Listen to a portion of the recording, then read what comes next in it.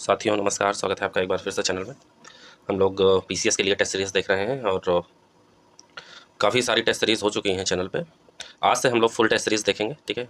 Full test series का ये पहला पार्ट है, ठीक है। जीएस वर्ड की हैं ये 2023 के लिए। तो ये पहला टेस्ट है और फुल टेस्ट होंगे 150 प्रश्नों के। फटाफट देखेंगे और एग्ज़ाम नज़दीक है तो हम लोग और अच्छे से इसको देखेंगे। तो चलिए शुरू करते हैं। चैनल पे नए हैं तो चैनल को सब्सक्राइब कर लीजिए, वीडियो को लाइक कर दीजिए, चैनल पे बने रहिएगा जिससे आपको जो है रोज़ाना टेस्ट सीरीज़ मिलती रहे। चलिए शुरू करते हैं आज के प्रश्न को। हमारा आज का पहला प्रश्न है, वर्तमान में प्राथमिक क्षेत्र में रोजगार सृजन का प्रतिशत कितना है। तो प्राथमिक क्षेत्र हमारा कौन सा होता है? प्राथमिक क्षेत्र होता है कृषि और उससे संबंध गतिविधियों से होता है, ठीक है। तो वर्तमान में जो है 58% जनसंख्या प्राथमिक क्षेत्रों में संलग्न है, जो कि ये माना जा रहा है कि रोजगार सृजन जो है प्राथमिक क्षेत्रों में लगभग 58% है, ठीक है। तो पहला घड़ी सही है हमारा। इसी तरह देखेंगे सारे प्रश्नों को, फटाफट देखेंगे। गुटेनबर्ग असंबद्धता किन्हें अलग करती है? तो गुटेनबर्ग असंबद्धता अलग करती है बाह्य अंतरतम और मेंटल को। किसको अलग करती है? बाह्य अंतरतम और मेंटल को, ठीक है। क्रस्ट और मेंटल के मध्य मोहोरोविकिक असंबद्धता होती है। किसके किसके बीच? क्रस्ट और मेंटल के बीच। जो क्रस्ट और मेंटल होता है ये होता है क्रस्ट और मेंटल, निचला क्रस्ट और मेंटल जो होता है वो मोहोरोविक असंबद्धता होती है। मोहोरोविक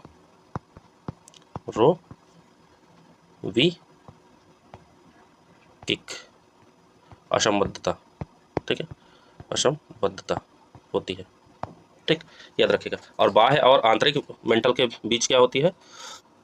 बाह्य जो है और आंतरिक मेंटल के मध्य रेपेटी असंबद्धता होती है। कौन सी?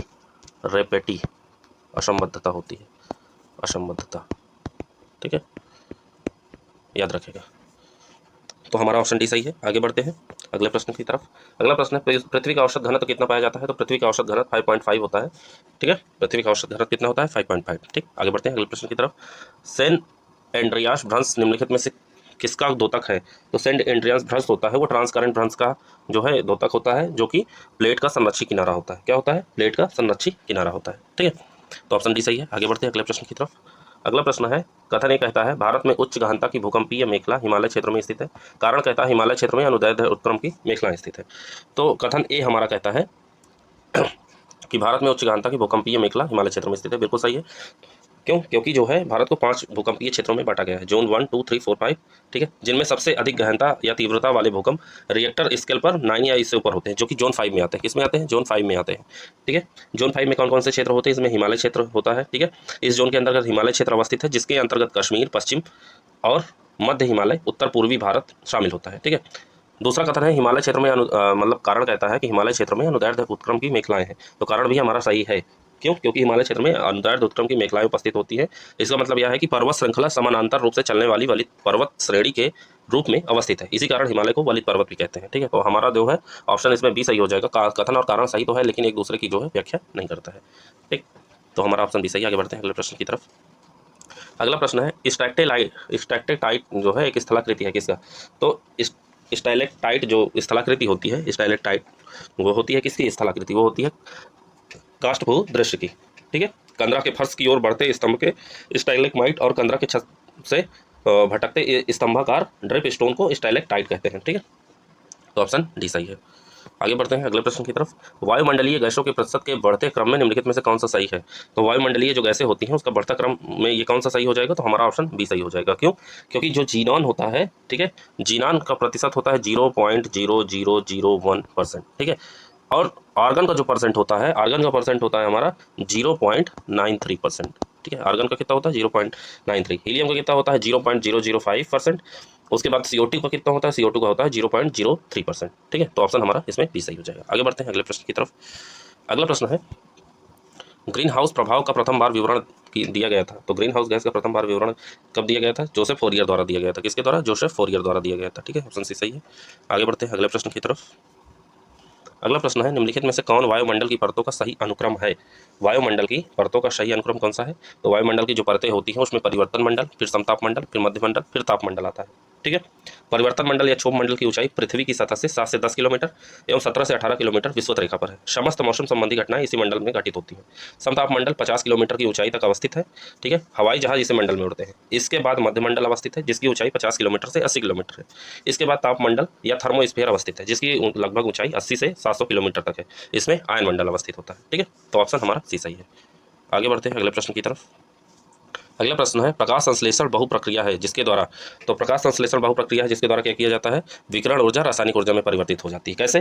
पृथ्वी सूर्य से प्राप्त ऊर्जा की सहायता से प्रकाश संश्लेषण की क्रिया से अपने आधार को स्वयं निर्मित करते हैं। इस तरह पौधों द्वारा सौर ऊर्जा यानी विकिरण ऊर्जा जो होती है उसका रूपांतरण जो है रासायनिक ऊर्जा में कर देते हैं। ठीक है।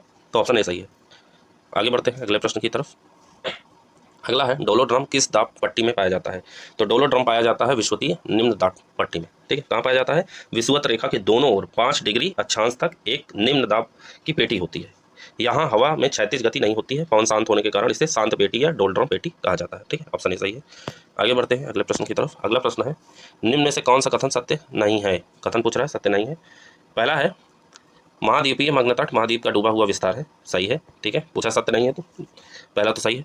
महाद्वीपीय मग्न तट ग्रेनाइट से निर्मित होता है, ये भी सही है। महाद्वीपीय मग्न तट महाद्वीप का एक भाग है, ये सही है। तो इसका मतलब हमारा डी सही नहीं है। ठीक है। सबसे अधिक विस्तृत महाद्वीपीय मग्न तट अटलांटिक महासागर में ना होके बल्कि कहाँ है? आर्कटिक महासागर में। ठीक है। कहाँ है? आर्कटिक महासागर में, याद रखिएगा। आर्कटिक महासागर में सबसे अधिक विस्तृत महाद्वीपीय मग्न तट होता है। ठीक है। आगे बढ़ते हैं अगले प्रश्न की तरफ। हमारा अगला प्रश्न है, सूची को मिलाना है। एक तरफ नदी का नाम दिया हुआ है, एक तरफ मुहाने पर जलाशय का नाम दिया हुआ है। ठीक है। देखना है तो जो है, अब ओरोनिको जो है हमारा, ओरोनिको अटलांटिक महासागर में है। ठीक है। कहाँ है? अटलांटिक महासागर में है। कहाँ है? ओरोनिको अटलांटिक महासागर में। तो इसका मतलब क्या हुआ, जो है अटलांटिक महासागर को अंध महासागर भी कहते हैं। क्या कहते हैं? अंध महासागर। ठीक है। मुहाने का स्थान है अंध महासागर। ठीक है। ओरोनिको का। फिर नाइजर का कहाँ है? नाइजर का है गिनी की खाड़ी में। कहाँ है? गिनी की खाड़ी में। फिर वोल्गा का है कैस्पियन सागर, बहुत आसान है। और आमूर का है प्रशांत महासागर। ठीक है। ये भी आसान है। तो ऑप्शन हमारा सी सही हो जाएगा। कभी कभी एलिमिनेशन मेथड का प्रयोग करेंगे तो दो हमेशा हमको आसान लगेंगे, जो कि सही होते हैं, उनको आप लगा लेंगे तो आपका क्वेश्चन सही सॉल्व हो जाएगा। ठीक है। ऑप्शन सी सही है। आगे बढ़ते हैं। अगला है कथन और कारण वाला। कथन कहता है हमारा, ग्रामीण नगरीय स्थानांतरण भारत के जनांकीय विकास के सबसे महत्वपूर्ण विशेषता है। फिर कारण कहता है, गाँव में स्थानांतरण का मुख्य कारण गरीबी है। ठीक है। क्या ये हो सकता है? तो पहला है, ग्रामीण नगरीय स्थानांतरण भारत के जनांकीय विकास की सबसे महत्वपूर्ण विशेषता है। बिल्कुल सही है। क्यों? क्योंकि गरीबी के कारण जो है, क्योंकि जो है देखा गया है कि जनांकीय विकास जो होता है वो जो है ग्रामीण क्षेत्रों में ज़्यादा होता है। फिर अगला है, कारण कहता है गांव के स्थानांतरण का मुख्य कारण गरीबी है। ये भी सही है। क्यों? क्योंकि गरीबी के कारण पूंजी निर्माण हेतु लोग गांव से शहरों की ओर पलायन करते हैं। और यह स्थानांतरण भारत के जनांकीय विकास की एक महत्वपूर्ण विशेषता है, क्योंकि स्थानांतरण के साथ साथ स्थायित्व भी होता है। ठीक है। ये याद रखिएगा। तो कथन और कारण सही तो है, लेकिन जो है कथन कारण की सही व्याख्या नहीं कर रहा है, तो ऑप्शन बी सही हो जाएगा। ठीक। आगे बढ़ते हैं अगले प्रश्न की तरफ। अगला प्रश्न कहता है कि सूची को मिलाइए। शैल समूह एक तरफ है, एक तरफ शैल तंत्र। कौन सा शैल समूह कौन से शैल तंत्र में पाया जाता है, ये हमको देखना है। तो आर्कियन जो शैल समूह होता है वो धारवाड़ चट्टानों में पाया जाता है। धारवाड़ चट्टानों यानी शैल तंत्र में पाया जाता है। पुराण पाया जाता है विंध्यन में। ठीक है। पुराण कहाँ पाया जाता है? विंध्यन में। द्रविड़ियन पाया जाता है ऑर्डोविशियन में। कहाँ पाया जाता है? ऑर्डोविशियन में। आर्यन पाया जाता है गोंडवाना में। ठीक है। तो इस प्रकार हमारा ऑप्शन सही हो जाएगा, ऑप्शन ए। ठीक है। ऑप्शन ए सही हो जाएगा। आगे बढ़ते हैं। अगला प्रश्न है, भारत की जनजातियों के वितरण का निम्न में से कौन सा क्रम पूर्व से पश्चिम की ओर सही है? ठीक है। पूर्व से पश्चिम की ओर कौन सा सही है क्रम? तो पहला है दिया हुआ संथाल, भील, गोंड, नागा। ठीक है। क्रम हमको जो है पूर्व से पश्चिम की ओर देखा जाएगा तो देखिए, नागा पाए जाते हैं नागालैंड में। सबसे पूर्व में कौन सा पड़ जाएगा? नागालैंड। ठीक है। नागा यहाँ भी दिया गया है। उसके बाद जो है फिर संथाल झारखंड में, तो संथाल जो है झारखंड में। फिर गोंड, संथाल यहाँ भी दिया है। फिर गोंड पाए जाते हैं। गोंड कहाँ पाए जाते हैं? छत्तीसगढ़ एवं मध्य प्रदेश में। ठीक है। तो ऑप्शन डी तो होगा नहीं, ऑप्शन सी, ऑप्शन बी हमारा सही है। और फिर भील पाए जाते हैं। भील कहाँ पाए जाते हैं? मध्य प्रदेश और राजस्थान में। ठीक है। तो पूर्व से पश्चिम की ओर जो जनजातियों का ये क्रम है ऐसे ही होगा, नागा, संथाल, गोंड और भील। ठीक है। आगे बढ़ते हैं अगले प्रश्न की तरफ। हमारा अगला प्रश्न कहता है, निम्नलिखित में से कौन सा सही सुमेलित नहीं है? सही सुमेलित नहीं है वो देखना है हमको। ठीक। तो पहला है विशाखापट्टनम जहाज निर्माण के लिए है। क्या सही है? बिल्कुल सही है। विशाखापट्टनम जहाज निर्माण के लिए। पिंजौर मशीन औजार के लिए, ये भी सही है। भद्रावती लौह एवं इस्पात के लिए, ये भी सही है। टीटागढ़ रेलवे उपकरण के लिए नहीं है, बल्कि टीटागढ़ पश्चिम बंगाल में है, जो कि किसके लिए है? वो है कागज उद्योग के लिए। काहे लिए? कागज उद्योग के लिए, याद रखिएगा। ठीक है। ये कागज उद्योग के लिए है। ठीक है। टीटागढ़ रेलवे उपकरण के लिए नहीं है। ठीक है। तो ऑप्शन डी हो जाएगा हमारा, सुमेलित नहीं है। आगे बढ़ते हैं अगले प्रश्न की तरफ। अगला प्रश्न है, भारत का प्रजननता संक्रमण तीव्र रहा है कारण कथन कहता है भारत का प्रजननता संक्रमण तीव्र रहा है, कारण कहता है कि भारत का साक्षरता संक्रमण धीमा रहा। ठीक है, तो कथन हमारा जो है गलत है, क्योंकि प्रजननता संक्रमण जो है वो क्या है, तीव्र नहीं रहा है, बल्कि जो है भारत का साक्षरता संक्रमण धीरे रहा है। तो ऑप्शन मतलब कारण हमारा सही है, लेकिन कथन गलत है, ऑप्शन डी हो जाएगा। ठीक है, भारत की जो साक्षरता दर है वो 73% है। ग्रामीण क्षेत्र में ना जो है सर्वाधिक साक्षर जनसंख्या उत्तर प्रदेश में तथा नगरीय क्षेत्र में सर्वाधिक जनसंख्या महाराष्ट्र में स्थित है। ठीक है, तो ऑप्शन डी हो जाएगा। आगे बढ़ेंगे अगले प्रश्न की तरफ। अगला प्रश्न है हमारा, भारत शासन अधिनियम 1919 के संदर्भ में निम्नलिखित कथनों पर विचार कीजिए। पहला कथन है हमारा, इस समय वायसराय मॉन्टेग्यू थे। ठीक है, मॉन्टेग्यू का नाम सुना ही होगा। फिर इस अधिनियम के तहत लंदन में भारत के उच्चायुक्त के कार्यालय का सृजन किया गया। दूसरा कथन ये कहता है, तो पहला कथन हमारा जो है सही नहीं है। क्यों पूछा है, कौन सा सही नहीं है? तो भारत शासन अधिनियम के 1919 के समय जो है उस समय का वायसराय कौन था? तो उस समय का वायसराय जो है लॉर्ड चेम्सफोर्ड थे। ठीक है, और सचिव थे मॉन्टेग्यू। तो सचिव मॉन्टेग्यू थे। ठीक है, ये याद रखिएगा, सचिव थे मॉन्टेग्यू, जिसे मॉन्टेग्यू चेम्सफोर्ड सुधार कहा गया भारत शासन अधिनियम को। तो ये सचिव थे, कौन थे? मोन्टेग्यू। मोन्टेग्यू जो थे वो सचिव थे। वायसराय हमारे जो थे, वायसराय कौन थे? तो वायसराय थे चेम्सफोर्ड। चेम्सफोर्ड, ठीक है, याद रखिएगा। तो इसीलिए इसको जो है भारत शासन अधिनियम 1919 को मॉन्टेग्यू चेम्सफोर्ड सुधार भी कहा गया, ये याद जानते ही हैं। फिर दूसरा कहता है कि इस अधिनियम के तहत लंदन में भारत के उच्चायुक्त के कार्यालय का सृजन किया गया। तो दूसरा हमारा कथन सही है। पूछा है कौन सा सही नहीं है? तो पहला सही नहीं है। इसके बारे में थोड़ा और जान लीजिए कि वायसराय की कार्यकारी परिषद में 6 सदस्यों में से 3 का भारतीय होना अनिवार्य कर दिया गया। ठीक है, प्रथम बार राज्य विधानसभाओं को अपना बजट बनाने के लिए अधिकृत किया गया। साथ साथ सांप्रदायिक आधार पर पृथक निर्वाचन को विस्तारित करके इसमें ईसाइयों, अंग्ल भारतीयों और यूरोपियों को भी शामिल कर लिया गया है। तो ऑप्शन सही है। आगे बढ़ते हैं अगले प्रश्न की तरफ। अगला प्रश्न है, सूची 1 सूची 2 को सम्मिलित करते हुए सही उत्तर का चयन कीजिए। तो सूची 1 एक तरफ सूची 2 दिया गया है। बलवंत राय मेहता समिति त्रिस्तरीय जो है पंचायत समिति के लिए जो है इन्होंने सिफारिश की थी, जानते ही है। अशोक मेहता ने द्विस्तरीय की सिफारिश की थी। एल एम सिंघवी ने क्या किया था कि उन्होंने स्थानीय स्वशासन पद्धति को जो है अपनाने के लिए बात कही थी, और जीवी के राव ने प्रतिनिधित्व के तरीके में सुधार के लिए बात की थी। तो ऑप्शन हमारा सी सही हो जाएगा। ठीक है, याद रखिएगा। आगे बढ़ते हैं अगले प्रश्न की तरफ। अगला प्रश्न है, सभी व्यक्ति पूर्णता और समान रूप से मानव है, यह सिद्धांत जाना जाता है। तो सभी व्यक्ति पूर्णता और समान रूप से मानव है, यह सिद्धांत सार्वभौमिकतावाद के नाम से जाना जाता है। किसके नाम से? सार्वभौमिकतावाद के नाम से जाना जाता है। याद रखिएगा, ऑप्शन ए सही है। आगे बढ़ते हैं अगले प्रश्न की तरफ। अगला प्रश्न हमारा कहता है, निम्नलिखित में से किस वाद में उच्चतम न्यायालय ने धारणा प्रस्तुत की कि उद्देशिका संविधान का भाग है? तो किसमें जो है यह धारणा प्रस्तुत की गई कि उद्देशिका जो है वो संविधान का भाग है? तो वो था बोम्मई बनाम यूनियन ऑफ इंडिया। बोम्मई बनाम यूनियन ऑफ इंडिया वाद में ये कहा गया कि उद्देशिका जो है संविधान का अभिन्न अंग है। ठीक है, ऑप्शन डी सही है। आगे बढ़ते हैं अगले प्रश्न की तरफ। अगला प्रश्न है हमारा, सूची को मिलाना है। एक तरफ राजनीतिक दल दिया गया है, एक तरफ गठन का वर्ष दिया गया है। ये हमको याद रखना है। सीपीआई जो है हमारा, सीपीआई का गठन किया गया वर्ष 1920 में। कब किया गया? 1920 में गठन किया गया। फिर उसके बाद सीपीएम का जो है 1964 में गठन किया गया, सीपीएम का 1964 में। फिर एआईडीएमके का गठन 1972 में किया गया। फिर उसके बाद तेलुगु देशम पार्टी का गठन जो है 1982 में किया गया। ठीक है, ये याद रखिएगा। तो ऑप्शन हमारा जो है सही हो जाएगा, ऑप्शन ए सही हो जाएगा। ठीक, याद रखिएगा, सीपीआई का 1920 में, सीपीएम का गठन 1964 में, एआईडीएमके का जो है गठन 1972 में, और तेलुगु देशम पार्टी का गठन 1982 में किया गया। ठीक है, आगे बढ़ते हैं अगले प्रश्न की तरफ। निम्नलिखित कथनों पर विचार कीजिए। भारत के संविधान के संदर्भ में राज्य के नीति निर्देशक तत्वों के संबंध में कथन दिए गए हैं और कौन सा कथन सही है ये देखना है। पहला कथन कहता है विधायिका के कृत्यों का निर्बंधन करते हैं। दूसरा कहता है कि कार्यपालिका के कृत्यों का निर्बंधन करते हैं। तो हमारे जो है दोनों कथन गलत हैं। क्यों? क्योंकि संविधान के भाग 4 में वर्णित दोनों कथन गलत हैं। क्यों? क्योंकि संविधान के भाग 4 में वर्णित राज्य के नीति निर्देशक तत्व संविधान के किसी भी भाग पर जो है निर्बंधन नहीं लगाते हैं। नीति निर्देशक तत्वों का जो है स्वरूप सकारात्मक है, न कि नकारात्मक, क्योंकि ये राज्यों के कार्यों का कार्य करने का निर्देश देते हैं। ठीक है, ये याद रखिएगा।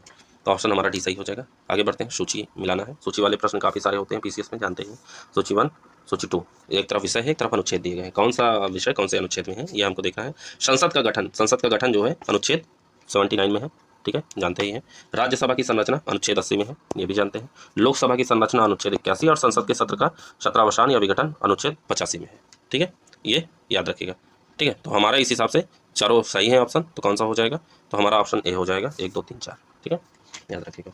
आगे बढ़ते हैं अगले प्रश्न की तरफ। अनुच्छेद दिया गया है, अनुच्छेद पूछा है, सिविल सेवकों को प्राप्त संवैधानिक संरक्षण निम्नलिखित में से किस अनुच्छेद द्वारा सुनिश्चित किया गया है। बहुत आसान क्वेश्चन है, तो ये होता है अनुच्छेद 311 के अंतर्गत। अनुच्छेद 311 के अंतर्गत संघ या राज्य की सेवा करने वाले व्यक्तियों की पदावधि से संबंधित उपबंध जो है नहीं सॉरी सिविल सेवकों के पद संबंधी संवैधानिक सुरक्षा के उपबंध दिए गए हैं अनुच्छेद 311 में। 310 में दिए गए हैं संघ या राज्य की सेवा करने वाले व्यक्तियों की पदावधि से संबंधित उपबंध। ठीक है, 312 में क्या है, तो अनुच्छेद 312 राज्यसभा को कई नई अखिल भारतीय सेवा या सेवाएं स्थापित करने का अधिकार है। अनुच्छेद 317 के अंतर्गत कहा गया है कि लोक सेवा आयोग के किसी सदस्य को हटाने या निलंबन संबंधी उपबंध दिए गए हैं। ठीक है, तो ऑप्शन हमारा बी सही है। ठीक, आगे बढ़ते हैं।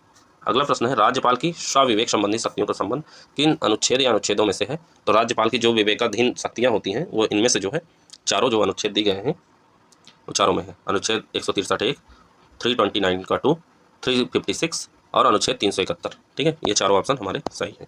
ठीक है,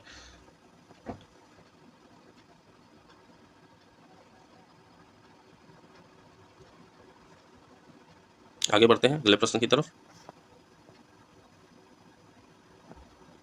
अगला प्रश्न है, अंतरिक्ष यान जो चक्कर लगा रहा है में से सेब छोड़ा जाता है तो वह गिरेगा। अगर कोई अंतरिक्ष यान है जो कि चक्कर लगा रहा है, अगर उसमें से एक सेब छोड़ा जाता है तो वो गिरेगा। कहाँ गिरेगा, तो वो जो है उस अंतरिक्ष यान के साथ साथ उसी गति से गतिमान होगा।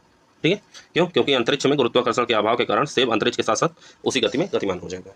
ठीक है, आगे बढ़ते हैं अगले प्रश्न की तरफ। अगला प्रश्न कहता है, निम्नलिखित में से कौन सा सुमेलित क्रम में है। ठीक है, कौन सा सुमेलित क्रम में है। तो रेडियम की खोज किसने की थी, तो रेडियम की खोज पियरे क्यूरी और मैडम क्यूरी ने 1898 में की थी, ये जानते ही हैं। तो रेडियम की खोज पियरे क्यूरी और मैडम क्यूरी। पेनिसिलिन की खोज किसने की थी, तो पेनिसिलिन की खोज जो है फ्लेमिंग ने की थी, ये जानते हैं, अलेक्जेंडर फ्लेमिंग ने की थी। एक्सरे की खोज जो है रॉन्टजेन ने की थी, WK रॉन्टजेन। और चेचक की खोज एडवर्ड जेनर ने की थी, ये भी जानते हैं। तो हमारा कौन सा ऑप्शन सही हो जाएगा, ऑप्शन ए सही हो जाएगा। कौन सा ऑप्शन, ऑप्शन ए सही हो जाएगा। ठीक है, आगे बढ़ते हैं अगले प्रश्न की तरफ। अगला प्रश्न हमारा कहता है कि प्रकाश तरंगों के वायु से कांच में जाने पर जो चर यानी वेरिएबला प्रभावित होते हैं वे हैं। तो जो चर प्रभावित होते हैं यानी प्रकाश तरंगों के वायु से कांच में जाने पर जो चर प्रभावित होते हैं वो क्या कहलाते हैं, तो वो तरंग दैर्ध्य और वेग होते हैं। क्या होते हैं, तरंग दैर्ध्य और वेग जो है। जब कोई प्रकाश एक माध्यम से दूसरे माध्यम में जाता है तो प्रकाश की आवृत्ति वही रहती है लेकिन उसका तरंग दैर्ध्य तथा वेग बदल जाता है, ये याद रखिएगा। ठीक है, आगे बढ़ते हैं अगले प्रश्न की तरफ।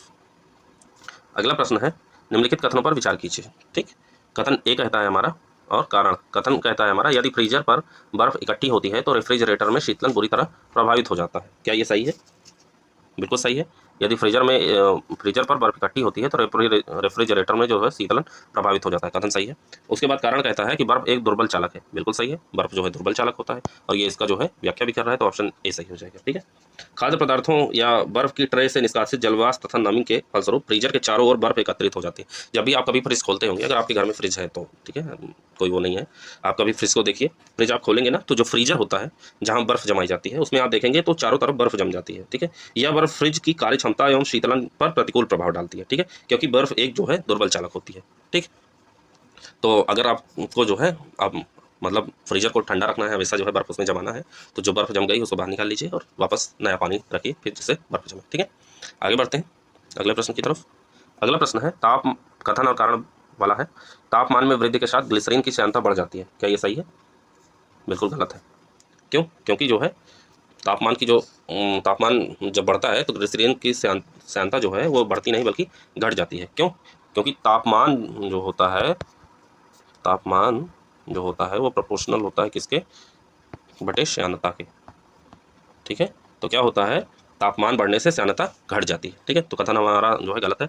कारण है, तापमान में वृद्धि अणुओं की गतिज ऊर्जा को बढ़ा देती है। बिल्कुल, तापमान में जब वृद्धि की जाएगी तो अणु जो पाए जाते हैं उनकी जो गतिज ऊर्जा होती है वो बढ़ जाती है। आप कभी देखे होंगे कि जब पानी उबालेंगे तो उसमें जो छोटे छोटे कण होते हैं वो भागने लगते हैं एक दूसरे से। ठीक है, तो मतलब उनमें गतिज ऊर्जा शुरू हो जाती है, तो हमारा ऑप्शन डी सही हो जाएगा। ठीक, आगे बढ़ते हैं अगले प्रश्न की तरफ। दो उत्तरोत्तर श्रृंग और दो उत्तरोत्तर गर्त के बीच की दूरी को क्या कहते हैं। कई बार ये प्रश्न पूछा गया है, याद कर लीजिएगा। उसको कहते हैं तरंग दैर्ध्य। दो उत्तरोत्तर श्रृंग और दो उत्तरोत्तर गर्त के बीच की दूरी को क्या कहते हैं, तरंग दैर्ध्य।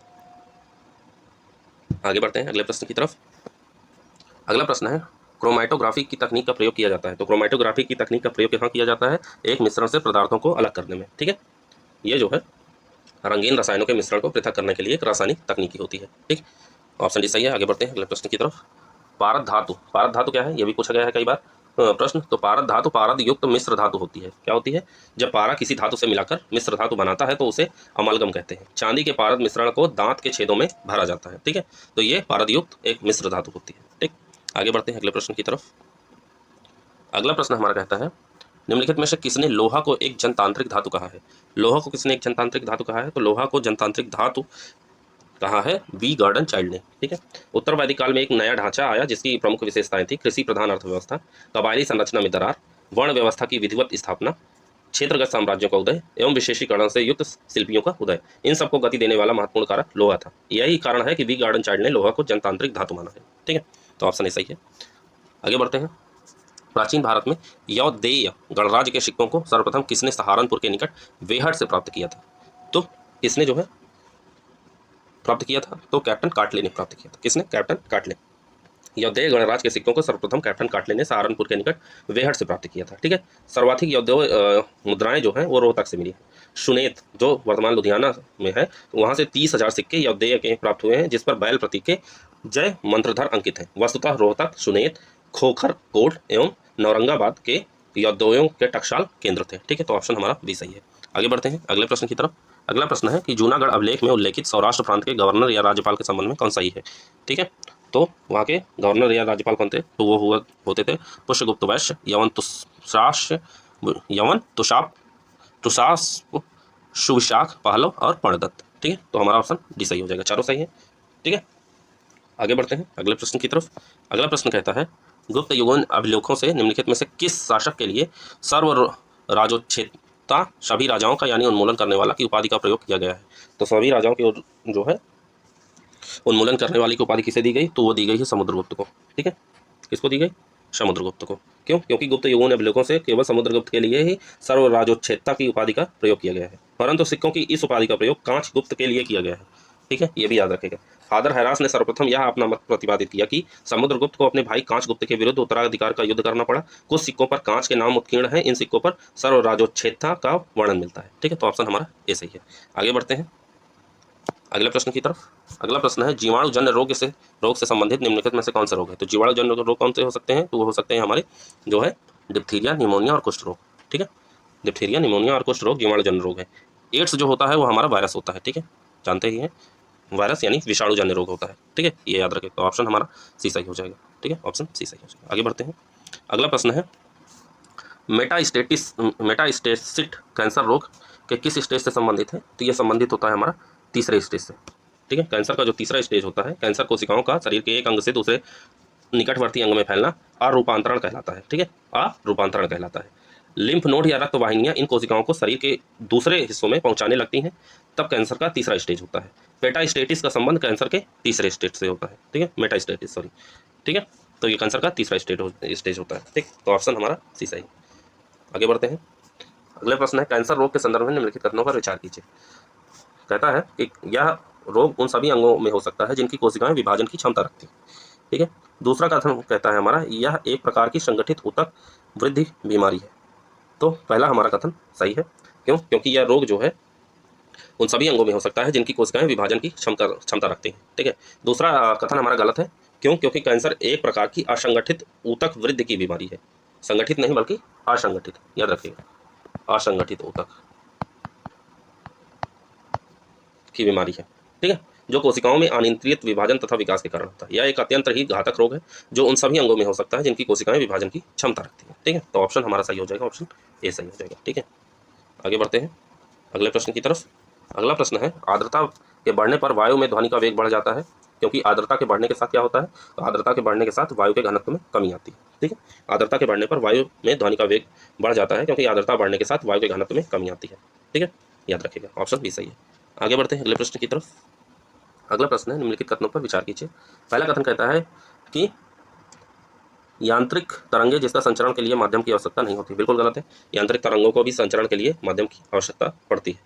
ठीक है, क्योंकि यांत्रिक तरंगे किसी भौतिक माध्यम में ही संचारित होती हैं, ये याद रखिएगा। फिर उसके बाद लिखा है, इसके द्वारा केवल ऊर्जा तथा संवेग का संचरण होता है, द्रव्य का नहीं होता। बिल्कुल सही है।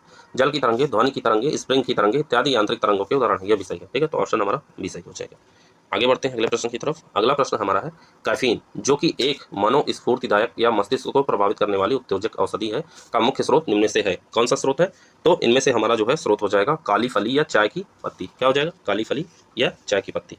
क्यों? क्योंकि कैफीन एक कड़वी सफेद क्रिस्टलाव एक्सेंथाइन क्षारक है जो कि एक मनोस्फूर्तिदायक या मस्तिष्क को प्रभावित करने वाली उत्तेजक औषधि है। जर्मन रसायन शास्त्री फ्रेंड लीप फर्डिनेंड रंज ने इसकी खोज 1819 में की थी।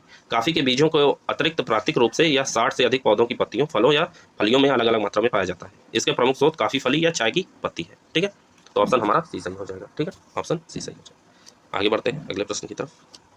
अगला प्रश्न कहता है, आयोडीन का स्रोत निम्नलिखित में से है। तो आयोडीन का स्रोत जो है इनमें से जो दिया गया है, इनमें से स्रोत होता है हमारा सभी समुद्री घास, डेयरी उत्पाद विशेष रूप से दूध, समुद्री घास तथा सी फूड, यानी ऑप्शन डी हमारा सही है। ठीक है, उपयुक्त सभी जो होती है वो आयोडीन के स्रोत हैं। ठीक है, उसके अलावा जो है केल्प, नोरी, कैम्बू, वैकेम जो है ये सारी समुद्री घास होती हैं, ये सारी आयोडीन की स्रोत होती हैं। ठीक, याद रखिएगा। अगला प्रश्न है, हेपेटाइटिस बी से प्रभावित होने वाला अंग है। तो हेपेटाइटिस बी जिसको हो जाता है उससे प्रभावित होता है हमारा यकृत। क्या होता है? यकृत। हेपेटाइटिस बी एक संक्रामक रोग है जो कि हेपेटाइटिस बी यानी एचबीवी नामक वायरस के कारण होता है। यह व्याधि के कारण यकृत यानी लीवर में सूजन एवं जलन पैदा हो जाती है। ठीक है, hepatitis B virus hepa DNA virus परिवार का एक सदस्य है। ठीक है, याद रखिएगा। तो ऑप्शन बी हमारा सही हो जाएगा इसमें। ठीक, आगे बढ़ते हैं अगले प्रश्न की तरफ।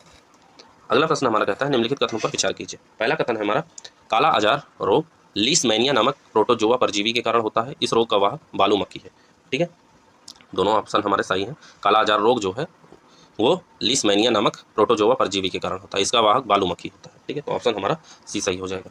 ठीक है, इसमें जो है त्वचा तथा अंतरांगों की श्लेष्मिक कालाएं रोगी हो जाती हैं। ठीक, ये याद रखिएगा। ऑप्शन सी सही है। आगे बढ़ते हैं अगले प्रश्न की तरफ। अगला प्रश्न है, प्लाज्मोडियम जो कि मलेरिया रोग का कारण है किस प्रकार का जंतु है। तो प्लाज्मोडियम जो है किस प्रकार का जंतु होता है? तो वो होता है हमारा लाल रुधिराणुओं तथा यकृत कोशिकाओं का अंतःपरजीवी। ठीक है, याद रखिएगा। एक सर रोनाल्ड रॉस एक वैज्ञानिक थे, इन्होंने पता लगाया कि मलेरिया रोग प्लाज्मोडियम नामक एक कोशिकीय प्रोटोजोआ द्वारा होता है। ठीक है, यह प्लाज्मोडियम के वाहक का कार्य जो है मादा एनोफिलिस मच्छर करती है, जिसके लिए इन्हें नोबेल पुरस्कार 1902 में दिया गया। प्लाज्मोडियम लाल रुधिराणुओं तथा यकृत कोशिकाओं का अंतःपरजीवी जंतु होता है। ठीक है, तो सवाल पूछा जाता है कि मलेरिया किसके कारण होता है? सब कोई जानता है मादा एनोफिलिस मच्छर के काटने से होता है, लेकिन वो किस प्रकार का जंतु है ये हमको याद रखना है। वो होता है लाल रुधिराणुओं तथा यकृत कोशिकाओं का अंतःपरजीवी। ठीक है, अंतःपरजीवी, यह याद रखना है। ठीक है, ऑप्शन डी सही है। आगे बढ़ते हैं। अगला है, ट्रिप्सिन नामक एंजाइम का स्राव निम्नलिखित में से किनके द्वारा किया जाता है। तो ट्रिप्सिन जो होता है उसका स्राव किया जाता है किसके द्वारा? अग्नाशय के द्वारा। किसके द्वारा? अग्नाशय। अग्नाशय मानव शरीर की दूसरी सबसे बड़ी ग्रंथि है या एक मिश्रित ग्रंथि है जिसमें एक साथ अंतःस्रावी एवं बाह्यस्रावी दोनों प्रकार के भाग पाए जाते हैं, ये याद रखेंगे। ठीक है, ट्रिप्सिन नामक एंजाइम का स्राव अग्नाशय द्वारा किया जाता है जो कि प्रोटीन को पॉलीपेप्टाइड में परिवर्तित कर देता है। ठीक है, याद रखेगा। ऑप्शन ए सही है। आगे बढ़ते हैं अगले प्रश्न की तरफ। अगला प्रश्न है, निम्नलिखित में से कौन सा एंजाइम प्रोटीन के पाचन में सहायक होता है। तो प्रोटीन के पाचन में सहायक होता है पेप्सिन, ट्रिप्सिन तथा काइमोट्रिप्सिन। पेप्सिन, ट्रिप्सिन तथा काइमोट्रिप्सिन जो है एंजाइम के पाचन में सहायक होता है। ठीक, आगे बढ़ते हैं अगले प्रश्न की तरफ। अगला प्रश्न है, निम्नलिखित को सुमेलित कीजिए। ठीक है, सही सुमेलित क्या है? मौलिक अधिकार जो है कहाँ से लिए गए हैं? मौलिक अधिकार लिए गए हैं अमेरिका से, जानते ही हैं। नीति निर्देशक सिद्धांत आयरलैंड से लिए गए हैं, बहुत आसान है। आपातकाल लिए गए हैं जर्मनी से, और कैबिनेट व्यवस्था ली गई है ब्रिटेन से। ठीक है, तो ऑप्शन डी सही हो जाएगा हमारा। ठीक है, आगे बढ़ते हैं। उच्च न्यायालय है, कई बार सवाल पूछता है कि उच्च न्यायालय है क्या। तो उच्च न्यायालय जो है हमारा होता है देश में एकल समेकित न्यायिक तंत्र का एक भाग होता है। ठीक है, क्या होता है?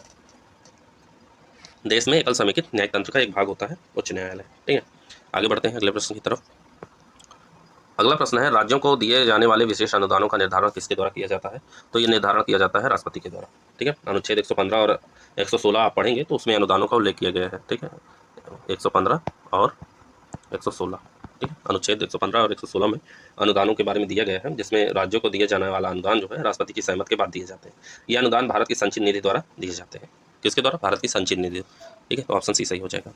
आगे बढ़ते हैं। अगला प्रश्न है, संविधान द्वारा मान्यता प्राप्त भाषाएं अनुसूची 8 में सूचीबद्ध है। इसके अंतर्गत मैथिली और बोडो भाषाएं कब शामिल की गई। तो इसके अंतर्गत मैथिली और बोडो भाषाएं शामिल की गई 2004 में। कब? 2004 में। ठीक है, आगे बढ़ते हैं अगले प्रश्न की तरफ। भारत के सर्वोच्च न्यायालय को प्राप्त अधिकार प्राप्त है। तो भारत के सर्वोच्च न्यायालय को कौन से अधिकार प्राप्त है? तो वो प्राप्त है जो है मौलिक न्यायाधिकार, परामर्शी न्यायाधिकार और अपीलीय न्यायालय, मतलब सारे जो है अधिकार प्राप्त है।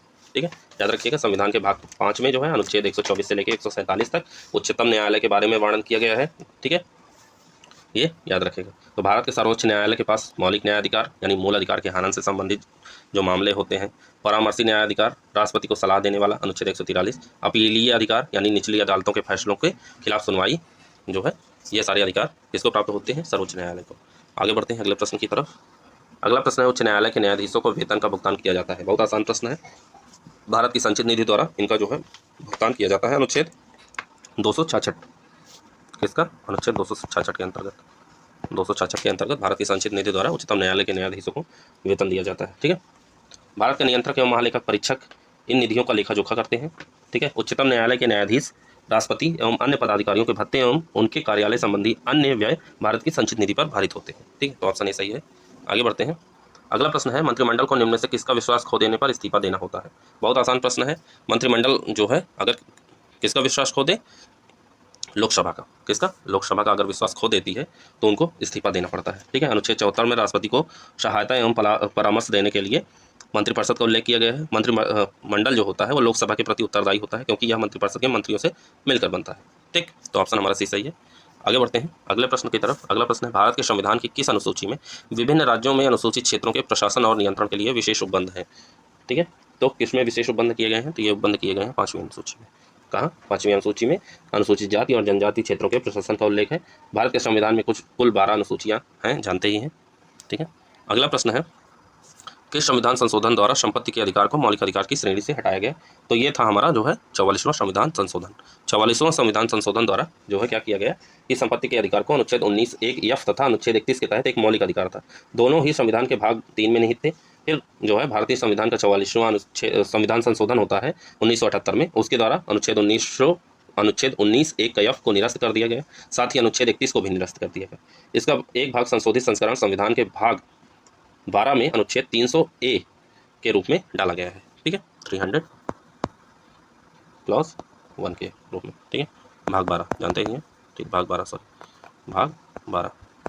ठीक, याद रखिएगा।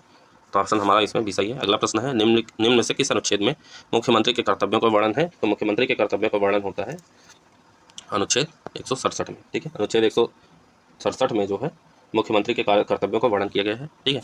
अनुच्छेद 163 में क्या है? मैंने अभी पीछे बताया कि राज्यपाल को सहायता एवं सलाह देने के लिए मंत्रिपरिषद होती है।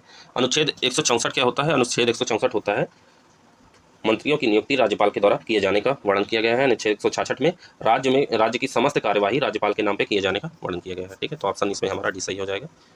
आगे बढ़ते हैं अगले प्रश्न की तरफ। अगला प्रश्न हमारा कहता है कि भारत में राज्य विधानसभाओं के चुनाव किसके द्वारा आयोजित किए जाते हैं?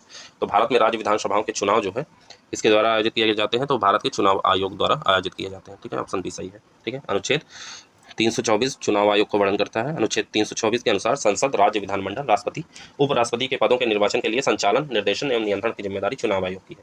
चुनाव आयोग मुख्य निर्वाचन आयुक्त और 2 अन्य चुनाव आयुक्तों से मिलकर बना होता है। ठीक है, तो ऑप्शन हमारा बी सही हो जाएगा। आगे बढ़ते हैं। अगला प्रश्न कहता है कि किस संविधान संशोधन ने लोकसभा के संविधान के किसी भी भाग को संशोधित करने का अधिकार की पुष्टि की है? तो वो होता है 24वां संविधान संशोधन। ठीक है, 24वां संविधान संशोधन ने मौलिक अधिकारों में स्वतंत्र रूप से संशोधन करने के लिए संसद को अधिकृत करने के लिए अनुच्छेद 13 और अनुच्छेद 368 को संशोधित किया गया। अनुच्छेद 13 में कहा गया कि कोई भी कानून जो मौलिक अधिकारों से असंगत था अमान्य था, और अनुच्छेद 368 में कहा गया कि संविधान में संशोधन की प्रक्रिया को बताया गया है। ठीक है, तो ऑप्शन ए सही हो जाएगा। आगे बढ़ते हैं अगले प्रश्न की तरफ। अगला प्रश्न हमारा कहता है कि संविधान का कौन सा भाग राज्य को देश में पंचायती राज्य संस्थाओं की स्थापना करने का निर्देश देता है? तो ये होता है हमारा राज्य के नीति निर्देशक तत्व। अनुच्छेद जो है 40 में जो है कहा गया है कि पंचायतों के गठन की बात की गई है। संविधान के भाग 4 जो होता है में नीति निर्देशक तत्वों का यानी सिद्धांतों का वर्णन किया गया है। अनुच्छेद 36 से 51 तक इसका वर्णन है। ये कानूनी रूप से बाध्य नहीं है। राज्य के नीति निर्देशक तत्व जो होते हैं वो कानूनी रूप से बाध्य नहीं होते। ठीक है, ऑप्शन बी सही है। आगे बढ़ते हैं। अगला है, उत्तर प्रदेश मातृभूमि योजना के संबंध में सही कथन है। तो मातृभूमि योजना के संबंध में सही कथन कौन सा है? तो इसमें जो है पहला कथन है ग्रामीण बुनियादी ढांचे के विकास से संबंधित है, बिल्कुल सही है, मातृभूमि योजना। ठीक है, दूसरा है इसका उद्देश्य आम आदमी को राज्य के विकास कार्यों में भागीदार बनाना है। परियोजना की कुल लागत 50% राज्य वहन करेगा, जबकि शेष 50% योगदान इच्छुक लोगों द्वारा किया जाएगा। दूसरा कथन भी हमारा सही है। ठीक है, संपूर्ण उत्तर प्रदेश के बुनियादी ढांचे के विकास से संबंधित है, बिल्कुल नहीं, संपूर्ण उत्तर प्रदेश नहीं है। ठीक है, और क्यों? क्योंकि इसके अंतर्गत जो है गांव में स्वास्थ्य केंद्रों, आंगनबाड़ी, पुस्तकालय, स्टेडियम, व्यायामशाला, ओपन जिम, पशु नस्ल सुधार केंद्र, अग्निशमन केंद्र आदि की स्थापना के प्रयास है। किसानों को उनके खाते में उपज से बढ़ाने से संबंधित है, यह भी कथन सही नहीं है। ठीक है, इसकी घोषणा जो है 15 सितंबर 2021 को मुख्यमंत्री ने की थी। ठीक, ये याद रखेगा। तो ऑप्शन हमारा हो जाएगा ऑप्शन बी सही है। आगे बढ़ते हैं। अगला प्रश्न है बजट से संबंधित। प्रश्न कहता है उत्तर प्रदेश के वित्तीय वर्ष 2022-23 के बजट का आकार 6,15,518.97 करोड़ रुपए है। ठीक है, बजट के संबंध में निम्नलिखित कथनों में कौन सा सही है? ठीक, तो इसमें सारे सही हैं जो दिए गए हैं। यह राज्य का अब तक का सबसे बड़ा बजट है। यह 26 मई 2022 को संसदीय कार्य एवं वित्त मंत्री सुरेश खन्ना द्वारा प्रस्तुत किया गया। वर्ष 2022-23 के लिए राजकोषीय घाटा सकल घरेलू उत्पाद का 3.96% अनुमानित है, ये भी सही है। और बजट में 29,181.10 करोड़ रुपए की नई योजनाओं को शामिल किया गया है। चौथा भी सही है। ठीक है, तो मतलब सारे ऑप्शन सही है, ऑप्शन डी हो जाएगा। ठीक है, नया बजट और पुराना बजट जरूर देख के जाइएगा एग्जाम में, क्योंकि दोनों को मिला के पूछता है। अगला प्रश्न है उत्तर प्रदेश सरकार द्वारा शुरू की गई भाग्य लक्ष्मी योजना के अंतर्गत बेटी के जन्म होने पर माता व बेटी को कितनी धनराशि देने का प्रावधान है? तो अगर जो है उत्तर प्रदेश में कोई लड़की जन्म लेती है तो उसको जो है बेटी को 50,000 रुपये और माता को 5100 रुपये देने का प्रावधान किया गया है। ठीक है, भाग्य लक्ष्मी योजना के तहत। ठीक है, भाग्य लक्ष्मी योजना के अंतर्गत जो भी महिला बेटी को जन्म देगी उन्हें बेटी की शिक्षा व शादी के लिए 50,000 रुपये दिए जाएंगे व माता को भी 5100 रुपये दिए जाएंगे। भाग्य लक्ष्मी योजना का उद्देश्य है कि बेटियों को भी लड़कों की तरह समाज में इज्जत मिले व उन्हें भी पूर्ण शिक्षा प्राप्त हो। इस योजना का लाभ लेने के लिए उम्मीदवार के परिवार की वार्षिक आय 2 लाख तक होनी चाहिए व बेटी का जन्म 2006 के बाद का हुआ होना चाहिए। ठीक है, तो अगर 2006 के बाद किसी बेटी का जन्म हुआ है तो वो भाग्य लक्ष्मी योजना का लाभ ले सकते हैं, लेकिन उसके परिवार की जो है आय कितनी होनी चाहिए? 2 लाख रुपए होनी चाहिए वार्षिक। ठीक है, महीने की नहीं, 2 लाख महीने का कोई नहीं कमाता है। अगर 2 लाख वार्षिक से कम है, इसमें वही लोग आएंगे जो बहुत गरीब तबके के लोग हैं। तो अगर वो अपनी बेटी की शादी कर रहे हैं, कोई ग्रामीण में गरीब लोग या शहर में भी गरीब होते ही है, तो जिनकी इनकम 2 लाख से कम है उनको ये लाभ जरूर मिलना चाहिए भाग्य लक्ष्मी योजना के अंतर्गत। ठीक है, आगे है अंतर्राष्ट्रीय सहकारिता दिवस 2022 के थीम के संबंध में निम्नलिखित कथनों पर विचार कीजिए। ठीक है, तो अंतर्राष्ट्रीय सहकारिता दिवस 2022 की थीम क्या रही है? तो सहकारिता दिवस की थीम रही है, इस वर्ष सहकारिता दिवस की थीम थी सहकारिता एक बेहतर विश्व का निर्माण करती है। सही है, भारत ने सहकारिता के माध्यम से आत्मनिर्भर भारत और बेहतरीन विश्व का निर्माण विषय के तहत यह सहकारिता दिवस मनाया गया, यह भी सही है। ठीक है, सहकारिता दिवस मनाया कब गया? तो ये मनाया गया 16 दिसंबर को। ठीक है, 16 दिसंबर को। ठीक है, 16 दिसंबर 1952 नहीं सॉरी, मनाया गया 16 दिसंबर को नहीं, बल्कि बनाया गया 2 जुलाई 2022 को मनाया गया। हुआ यह था कि 16 दिसंबर 1992 को संयुक्त राष्ट्र महासभा द्वारा जुलाई के पहले शनिवार को अंतर्राष्ट्रीय सहभागिता दिवस के रूप में घोषित किया गया। इस दिवस का उद्देश्य वैश्विक स्तर पर सहकारी समितियों को बढ़ावा देना और एक ऐसा वातावरण तैयार करना है जो कि उनके विस्तार और लाभ प्रदाता को बढ़ावा दे। इस वर्ष 2 जुलाई 2022 को 100वां अंतर्राष्ट्रीय सहकारिता दिवस मनाया गया। ठीक है, तो 2 जुलाई 2022 को मनाया गया, तो ऑप्शन हमारा सी सही हो जाएगा, दोनों सही है। आगे बढ़ते हैं अगले प्रश्न की तरफ। अगला प्रश्न कहता है कि जल जीवन मिशन के संबंध में निम्नलिखित कथनों पर विचार कीजिए। तो पहला कथन हमारा कहता है कि 2024 तक कार्यात्मक घरेलू नल कनेक्शन यानी functional house hold tap connection FSTCS के माध्यम से प्रत्येक ग्रामीण परिवार को प्रति व्यक्ति प्रतिदिन 55 लीटर पानी की आपूर्ति का लक्ष्य सही है। इस मिशन के लिए नोडल मंत्रालय आवास और शहरी मामले का मंत्रालय गलत है। क्यों? क्योंकि यह जल शक्ति मंत्रालय के अंतर्गत आता है, ये याद रखिएगा। ठीक, जल जीवन मिशन। तीसरा है केंद्र और राज्य के बीच फंड शेयरिंग पैटर्न हिमालय और उत्तर पूर्वी राज्यों के लिए 100% तथा अन्य राज्यों के लिए 50%, ये भी गलत है। क्यों? क्योंकि इसमें केंद्र और राज्यों के बीच फंड शेयरिंग का पैटर्न हिमालय और उत्तर पूर्वी राज्यों के मध्य 90:10 तथा अन्य राज्यों के लिए 50-50% और केंद्र शासित प्रदेशों के लिए 100% है। ठीक है, चौथा है 2020 में ग्रामीण क्षेत्रों में 100% FSTCS सफलतापूर्वक प्रदान करके गोवा देश का पहला हर घर जल राज्य बन गया है। तो चौथा हमारा सही है, तो इस प्रकार हमारा ऑप्शन ए सही हो जाएगा। ठीक है, आगे बढ़ते हैं अगले प्रश्न की तरफ। अगला प्रश्न है 2021-22 में कृषि और संबद्ध क्षेत्रों में वृद्धि का अनुमान कितने प्रतिशत है? तो कृषि और संबद्ध क्षेत्रों में अनुमान जो है मैंने अभी पीछे भी बताया, लेकिन फिर से जान लीजिए 3.9%। ठीक है, कृषि और संबद्ध क्षेत्रों में अनुमान 2021-22 के लिए वृद्धि दर 3.9 रहने का अनुमान है। 2020-21 में यह दर 3.6% थी, ये थी 2020-21 में। ठीक है, और यह है 2021-22 में। ठीक, आगे बढ़ते हैं अगले प्रश्न की तरफ। अगला प्रश्न है देश के लिए राष्ट्रीय आय का पहला अनुमान किसने तैयार किया था?